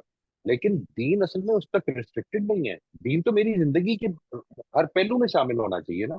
वो जो जिसको मैं कह रहा हूँ कि वो तो मेरी एक एक वर्ल्डली एक्टिविटी, मेरा इधर बैठ के बिस्मिल्लाह रहमान रहीम पढ़ के खाना खाना, ये रिलीजन ही तो है। ये तो मैं नहीं सही। कह रहा कि वो आप ना दें, मतलब वो बच्चों के सामने भी छुप के ये बोलना शुरू कर दे, नहीं नहीं, हरगिज नहीं। अपनी नमाजें उसके सामने पढ़ें। अब वो नमाज पढ़ना चाहता है अगर छोटा बच्चा, तो अच्छा वो नहीं, अब थोड़ी देर के लिए उसने एक सजदा किया और उठ के चला गया तो उसको कुछ ना कहें अभी, he is not praying, he is just emulating you, no problem. अभी करने दें, डेवलप होने दें। ठीक है। एक टाइम आएगा जिस वक्त उस वो खुद चाहेगा कि आपने ये सब कुछ जो कहा है ये किधर से सीखा है, ये किताब से बताएं कि ये मैंने ये अल्लाह की किताब है जो हमें, अब उसको पढ़ाएं। वो किताब जिस तरह से चीजें पढ़ाई जाती हैं, याद ना करवाने की बात करें उसको, बगैर समझे पढ़ाने की बात ना करें उसको, as an intellectual book, as a book that talks to one mind, इस हैसियत से उसको पढ़ाएं। मैं ये कह रहा हूँ, ये नहीं कह रहा हूँ कि रिलीजन की तालीम को देर से दें। मैं ये कह रहा हूँ कि रिलीजन की तालीम आपकी हर एक्शन में है। अगर आप जी मुसलमान हैं, अगर आप जिस तरह भी राफिया बात फरमा रही हैं, अगर आपकी जिंदगी में हर वक्त ये सवाल चल रहा है कि अल्लाह ताला मुझसे क्या चाहेगा, तो ये बच्चों से छुपा हुआ तो नहीं रहेगा। जी ये है रिलीजन, ये है रिलीजन असल में। और ये दें, देने का मतलब ये नहीं कि बच्चों से ये कहें। मैं ये कह रहा हूँ कि मैं, आप, हम बड़े, बहन भाई, माँ बाप जो बात कर रहे हैं उसके अंदर ये मजहब शामिल है। ये बच्चों पर असर डाले बगैर नहीं रहेगा, अपनी अपनी तौफीक के मुताबिक। ये बात मेरी कुछ वाज़ेह हुई जी? यानी एक है फॉर्मल करिकुलम, इसको इस तरह जी से समझें। हम 5 साल की बच्चे में, बच्चे 5 साल की उम्र में बच्चे को स्कूल भेजते हैं, लेकिन बच्चा हम्म सीख सब कुछ रहा होता है पहले दिन से। वो जो सीखना है जी उसको तो रोका नहीं जा सकता। यानी वो बच्चा जब स्कूल पहुंचता है तो अपनी लैंग्वेज बोल रहा होता है, उसको बहुत सारा कुछ आता है, वो बहुत सारी कुछ रिवायतें लेके अपने स्कूल में पहुंचता है। ये सब कुछ उसने लर्न किया हुआ है, इस लर्निंग को तो रोक ही नहीं सकते आप। लेकिन स्कूल आप कहते हैं 5 साल की उम्र में शुरू करना है। वो मैं कह रहा हूँ कि वो जो किताब है, एक मेच्योर माइंड की किताब है, उसको मेच्योरिटी के साथ देना है, वरना वो उसको कभी सीरियसली ले नहीं पाएगा। जी एटीट्यूड डेवलप हो जाता है किताब के बारे में। सही। नहीं सर, मेरे जहन में ये बात थी कि मतलब ये जो चीजें हम देते हैं ना, ईमान और इबादत या अखलाकियात भी, उसमें हम खुद इतने अच्छे रोल मॉडल नहीं होते। मतलब जैसे एक हमारे एक सर थे, वो कहा करते थे कि बच्चा यानी हैरान होता है कि जिस खुदा के बारे में उसको कहा जा रहा है कि यानी अल्लाह से डरो, या वो ये देखता है कि मेरे माँ बाप उस खुदा से नहीं डरते। वो फील करता है कि उनके अंदर वो रवैये नहीं है। राइट, तो अब राइट। मसला ये है कि ये इस तरह का जब हम दीन वो देते हैं जो बच्चों देते को। हैं, बस ये फिर असल में जी वो भी यही सीख रहा होता है। फिर वो भी इसी चीज को सीखता है कि ये एक है पढ़ाने वाली बात। मेरी वालदा पढ़ाती तो बहुत अच्छी बात है, लेकिन जब वो मामला कर रही होती है तो भूल जाती है। तो इस चीज में एक तो एक अपना, अपनी, अपने आप को लर्निंग का रोल मॉडल बनाएं। बच्चों को ये बताएं कि बहुत सारी गलतियां हैं मेरे अंदर, लेकिन मैं आइडियल इसको समझती हूँ, ठीक है, और इधर तक मुझे पहुंचने की जिद्दोजहद मेरी इंशाल्लाह मौत तक जारी रहेगी। तुम भी मेरे साथ इसमें तावन करो। एक तो वो आइडियल है। यानी ये बात आपने बिल्कुल ठीक फरमाई है, और मैं इसको बिल्कुल ठीक डायग्नोसिस भी समझता हूँ कि असल में हम इतने अच्छे रोल मॉडल नहीं है, तो फिर फोकस इस पे करें। मैं अपने बच्चों की आखिरत को अपने से ज्यादा नहीं कभी चाह सकता। असल प्रॉब्लम ये है, जी ये पॉसिबल नहीं है। जी अपने आप को, सर। अपना रोल मॉडल बेहतर करें, और उसमें आगे से आगे बढ़ने की कोशिश करें। इसके नतीजे में आपका इन्फ्लुएंस डिफरेंट होना शुरू हो जाएगा। अपनी गुफ्तगुओं में सही कॉमन कर लेंगे, अल्लाह ताला का जिक्र कॉमन कर लें, ये बात कॉमन कर लें कि ये जो सिचुएशन पेश आई है इसमें अल्लाह ताला मुझसे क्या चाहेंगे। बच्चों को इस सवाल में शामिल करना शुरू कर दें। अभी कुछ नहीं पता उनको मजहब के बारे में, तब भी शामिल करना शुरू कर दें। उनकी, उनको ये आदत डेवलप हो जाएगी, हमें ये सवाल पूछना है अपने आप को। सही। अच्छा सर, अगर ये बच्चे में ये ख्वाहिश पैदा ही ना हो 18-19 साल में भी कि मैं दीन सीखूं या कुरान सीखूं, तो फोर्सली तो उसको नहीं सिखाना चाहिए। मतलब हम क्यों उसे कहें कि नहीं तुम बैठो और राइट, पढ़ो आई एग्री। फोर्सफुली आप कोई भी चीज सिखाएंगे तो वो सीख तो लेगा, जितना सिखाएंगे आप, जितना आप, क्योंकि अपेरेंटली तो वो सीख ही लेगा। लेकिन असल में फोर्सफुली सिखाने के नतीजे में शौक कभी नहीं पैदा होता।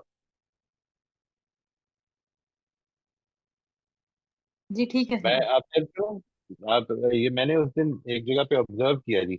यानी एक, 3 ट्यूटर्स को ऑब्जर्व किया, 3 ट्यूटर्स को, ठीक है। एक साइंस पढ़ा रहा है, एक अंग्रेजी पढ़ा रहा है, एक कारी साहब।